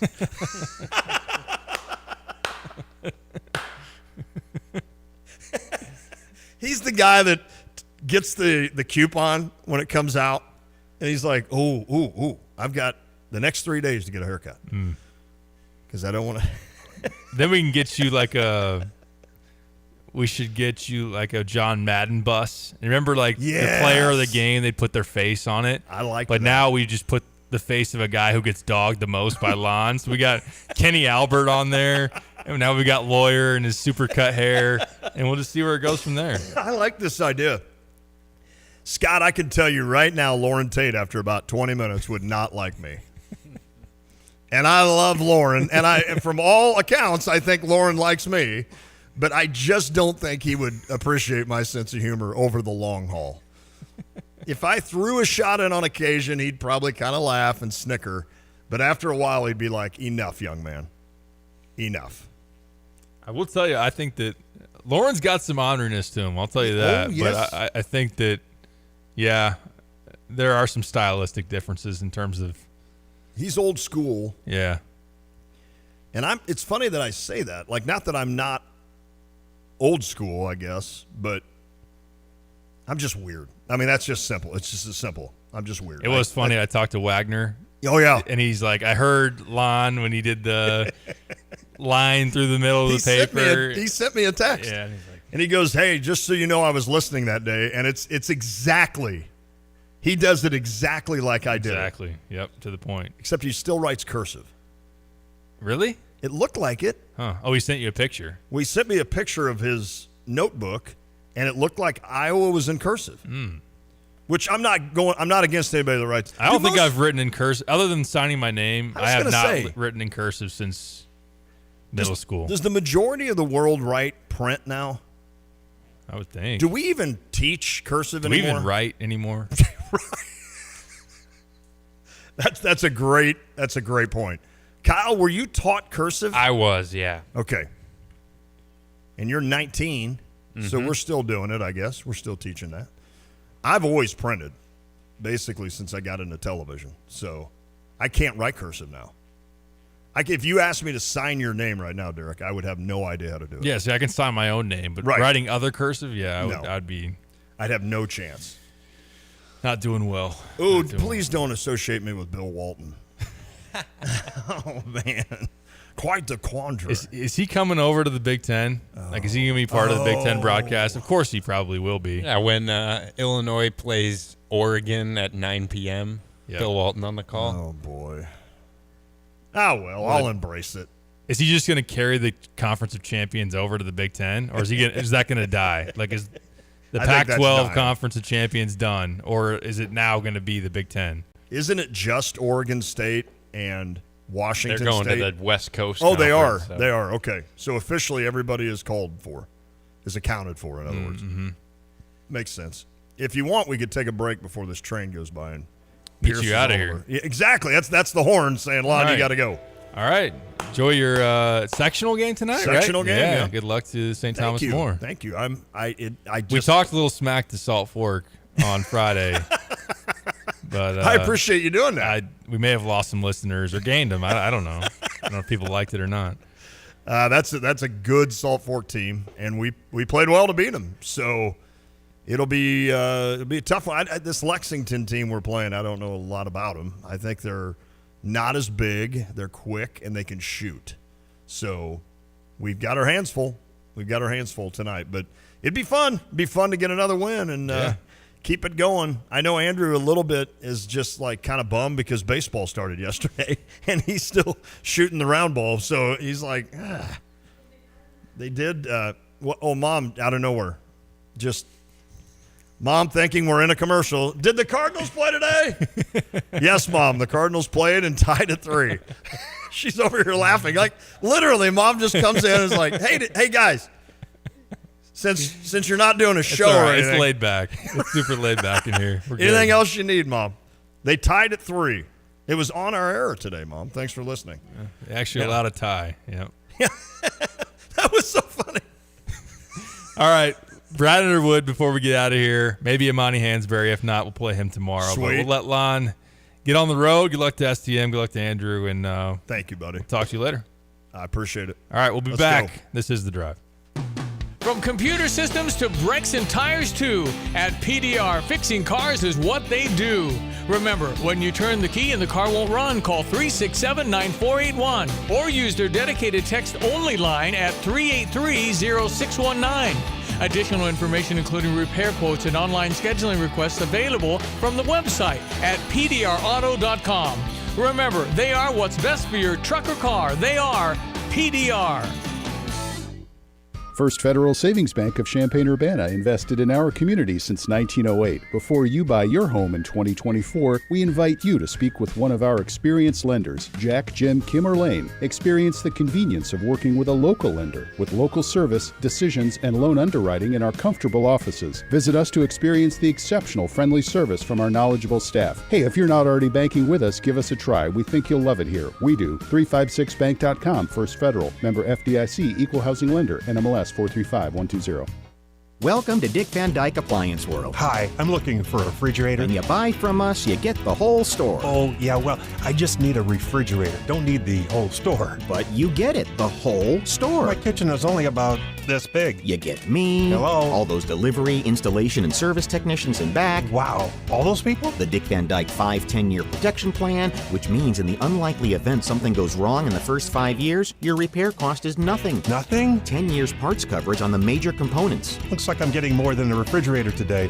How much does this whole store cost? Nothing. Come on. For real. We guarantee to beat any competitor's deal, all that other stuff we talked about, like our service tax. And your 5-10-year protection plan? All included. I'm Dennis Freak and chairman of Dick Van Dyke Appliance World. And when we say you get the whole store, we mean the whole store. Wow! Dick Van Dyke Appliance World. When you buy from us, you get the whole store. Illini fans, this year we celebrate the 100th anniversary of Memorial Stadium for the 2024 Fighting Illini football season. Season tickets for the 2024 football season are on sale now, and Illini fans who renew their season tickets by February 1st are eligible to win amazing prizes, memorabilia, and experiences. Secure your season tickets for homecoming, Dad's Day, and a special rededication of Memorial Stadium on October 19th against Michigan. Visit fightingillini.com for more information. At Pards in Urbana, the boots just keep on coming. They're known for their huge collection of men's cowboy boots, women's cowgirl boots, kids' boots, and even shoes. If you're searching for top footwear brands, look no further than Pards. They carry a wide variety, including Ariat, Dan Post, Smoky Mountain, Roper, Double H, and more. And if socks or accessories are what you need, they've got all your high-quality essentials. Since 1968, Pards has been serving their customers with high-quality merchandise. And if you haven't been to Pards in a while, a lot has changed. Go check them out just off University Avenue in Urbana. Are you tired of shivering in the winter? Look no further than your local heroes at ABC Heating and Air Conditioning. Hi, this is Gina inviting you to give us a call at 217-352-5400 to book your appointment to make sure your furnaces run safely and efficiently this winter. We've been proudly locally owned and operated and have been serving our community for over 50 years. ABC, always be comfortable. Call me 217-352-5400 to book your appointment today or go to abcheatingandac.com. If you're in the market for a new car battery, you could go to one of those big box stores, except there's no guarantee you'll be served by an actual car expert. Clean up in aisle 3. You could pick a battery off the shelf, except it might be close to expiring. Or you could just come into Interstate. Don't make a big box store blunder. With competitive prices and a more personal, reliable approach, Interstate Batteries is the clear-cut choice if you want to guarantee yourself a new and trustworthy car battery. They're open and ready to serve you at 2504 North Mattis Avenue in Champaign. This is XYZ Insurance. How can I help? I have a question about my home policy. Okay, question about phone policy. Home policy. Okay, gnome policy. HOME, home. Technology is great, but sometimes it's better to talk with a real person. With Erie Insurance, you have a caring, independent agent who's with you from beginning to end. We don't have any HOMEs on record. Your Erie agent in Champaign is Thomas & Ellers Insurance. Go to erieinsurance.com for company licensure and product details.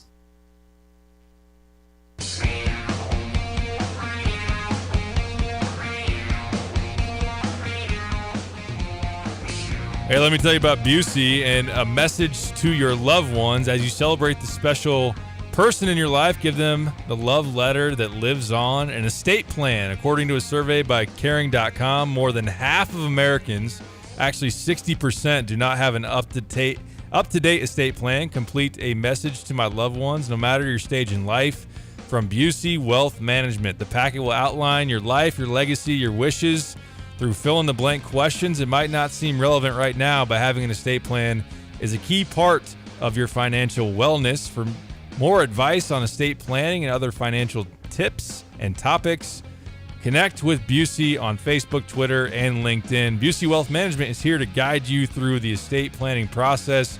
Call 1-800-67-BUSEY to discuss your wishes and to request a message to my loved ones. You can also visit Busey.com for more information on the message to the loved ones and other banking needs. Busey, member FDIC.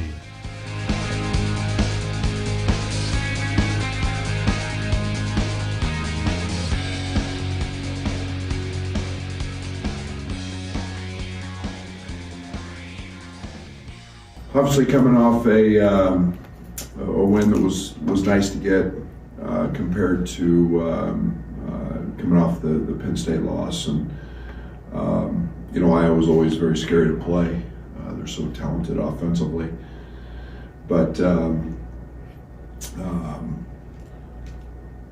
thought defensively in the second half we did a lot of really good things. I thought we took away the three. I thought we were very dialed in on Perkins. I thought Terrence did a great job. I thought Marcus did a really good job. Both those guys graded out very high. And we forced them into a lot of really hard twos, which is what we want to do. So, and then offensively, we scored 47 points under 7 seconds, which was a season high. And one of the things we strive for. And then I thought we did a really good job of playing against their matchup zone and finding opportunities to score there. But now it's Minnesota, and they're good. They're really good. They're coming off a tough one, which Nebraska might be playing as well as any team in the league. But they shoot it. They've got a dynamic point guard. I think they lead their point guard leads country in assists. I think as a team, they're number 1 in the country in assisted baskets. Mitchell and Christie both really shoot it. And then they're big and physical. Pharrell Payne's turned into a very, very good player. Everybody knows Dawson is very talented, very good. They're competing at a very, very high level. They're playing really hard. Ben has done a fantastic job, and this is a very, very good basketball team. As they've proven, they can beat a lot of people.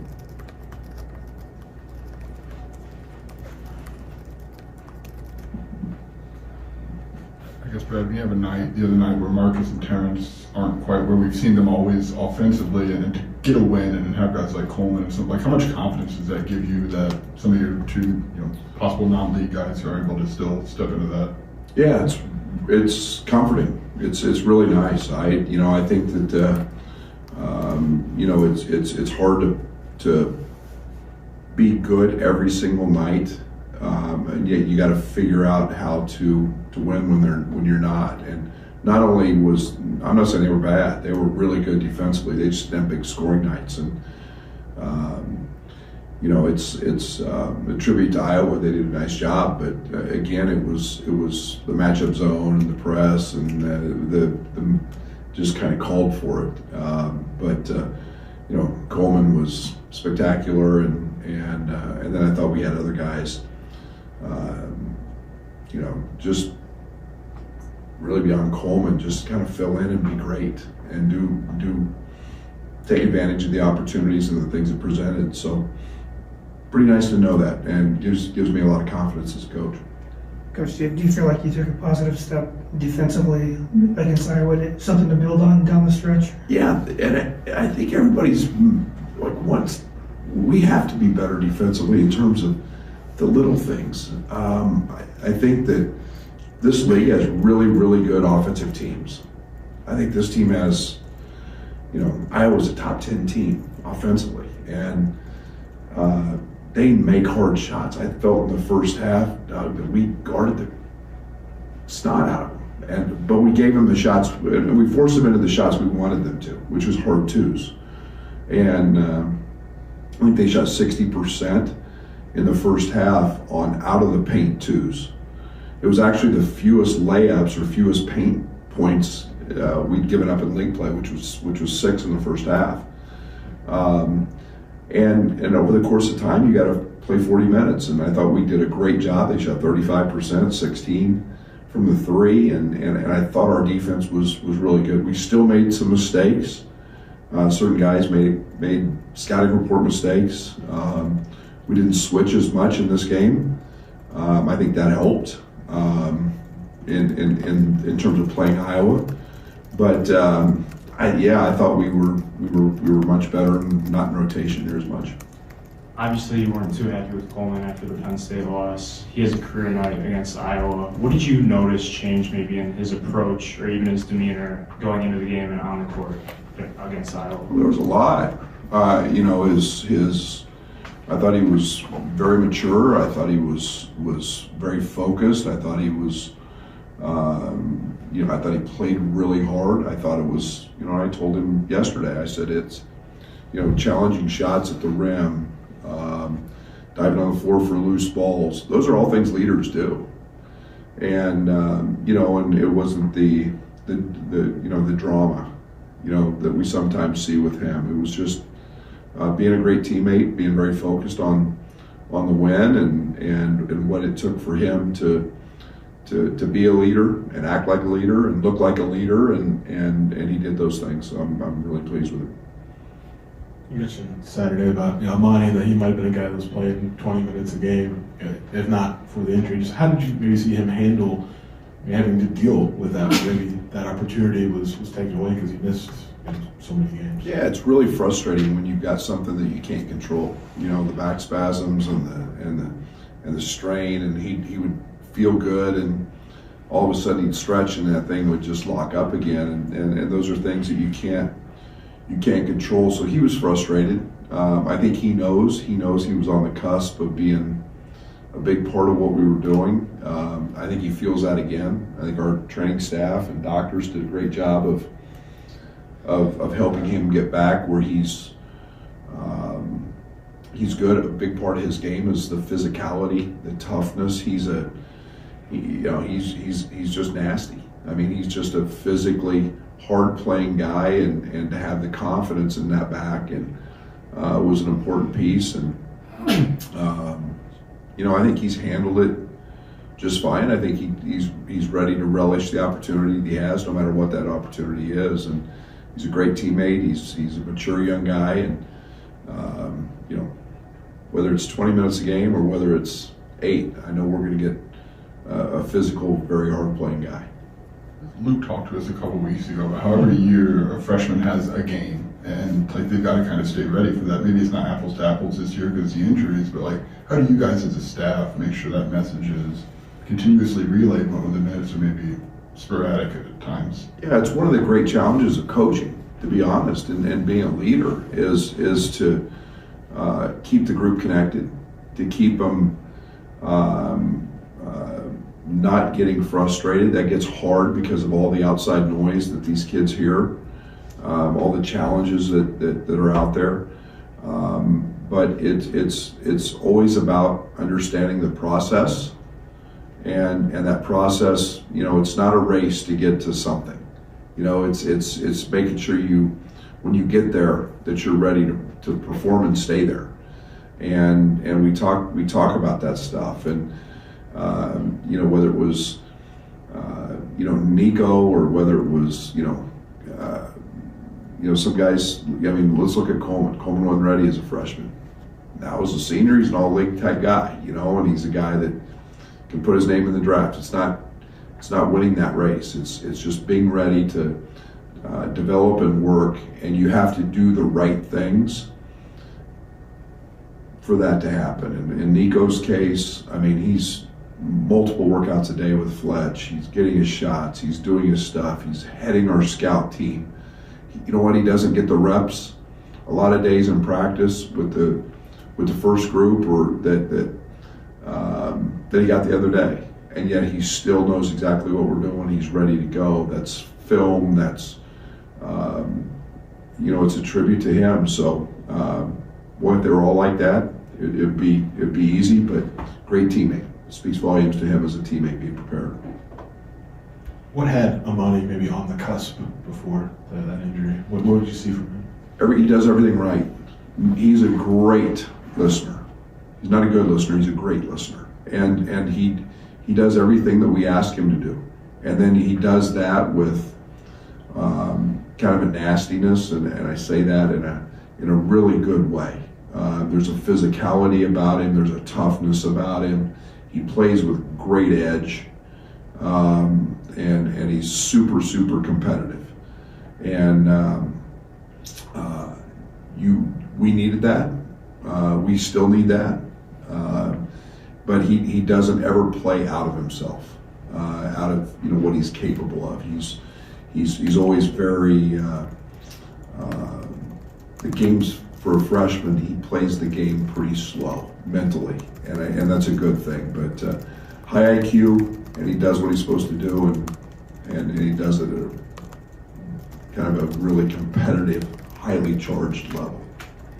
Anything stand out or unique about Minnesota offensively that you feel like you got to take away? They're really balanced. They're going to run great actions. They're going to run a lot of actions. Everything's assisted.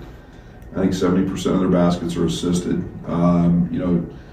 Hawkins as a point guard is just a little guy that lives in the paint. He can shoot it. They're going to ball screen for him. Dawson's versatile. I think you've got to try to fight to keep them to one shot. And you can't give Christie and Mitchell and those guys threes. They've been shooting it up until the Nebraska game at a very high clip. Dawson can step out and stretch the floor. Fox comes in off the bench, and he's maybe as effective as any of those guys. So it's a physical team, but they're very well balanced, and it's what makes them good. Against Iowa, 10 of your guys saw double-digit minutes on the court. As a coach, maybe can you remember the last time that's happened in one of your games, and is it something that's sustainable moving forward? I don't know. I'd have to look at that. Maybe Oklahoma State. I don't know if it's been here. I don't know if we've had that. I think anything's sustainable if it's what it takes to win a game. And it's really hard to play. Sometimes it's really hard to play 10 guys, depending on the flow of the game. We got to make no mistake. We want to put our best players out there who give us the best chance to win that night. And whatever that scenario is, we're going to try to do that. So, some nights, every night's got its own identity. You like the fact that you have that depth and know that, okay, Nico Moretti can step in and Amani can step in, and tonight Justin's got it going, and that maybe meant less for a starter or two. So it's just the play and the feel of the game.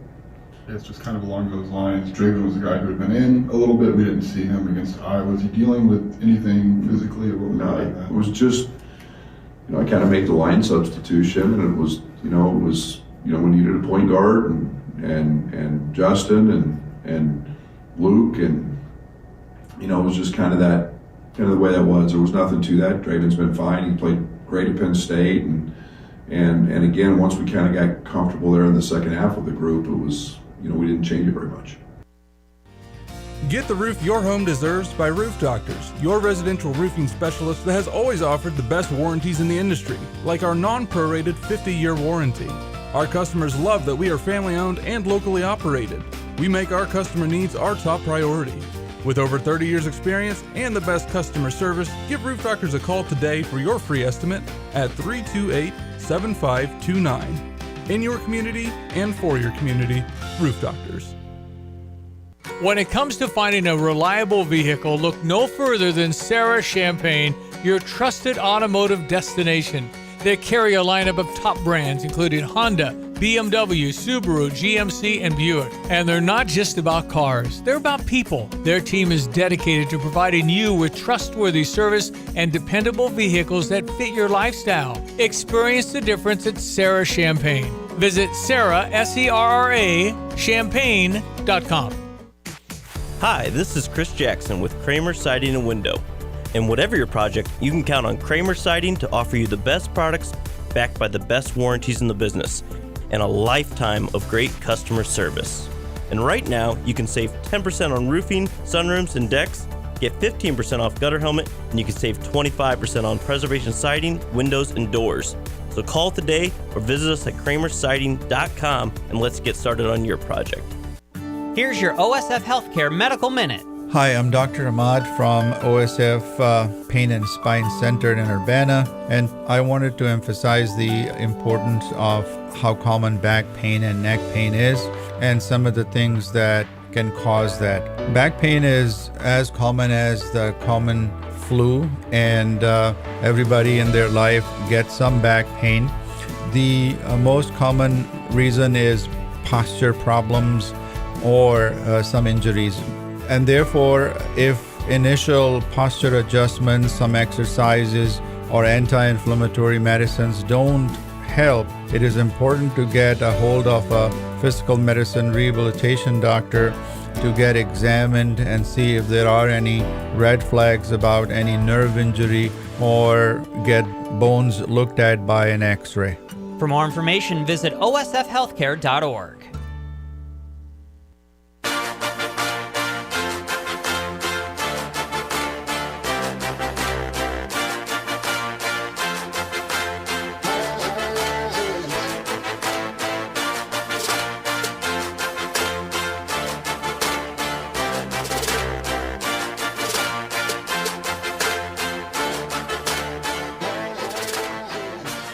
Finishing up here on the drive with Sam Piper, ESPN Radio 93.5. You heard there from Brad Underwood, who met with the media today to preview Illinois and Minnesota. We'll talk more about that matchup tomorrow as we go along, leading up to an 8 p.m. tip at the State Farm Center. Also, we'll try to work in some Amani Hansberry, who's been playing really well of late and met with the media as well today. So we'll get you that audio tomorrow, but definitely want to get you some Brad today before we get out of here.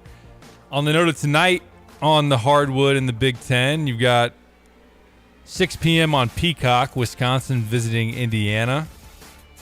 Should be a win for the Badgers. You never know on the road, but Wisconsin favored by 4.5. If you want to watch some disgusting basketball, watch Indiana play this year. My God, they've given up. It seems that way, right? They've lost back-to-back home games to Northwestern and Nebraska. They can't guard two teams anybody. that are better, but yeah. Just gave up 83 to Penn State in their last game, 85 to Nebraska before that. They were getting throttled by Nebraska on their home floor last week. I think they're neck and neck with Michigan for lowest rated team in the conference on KenPom. I mean, that's they're down to 104, aren't they? They're outside the top 100 for the first time since I think Tom Crean's first season is what I saw. Man.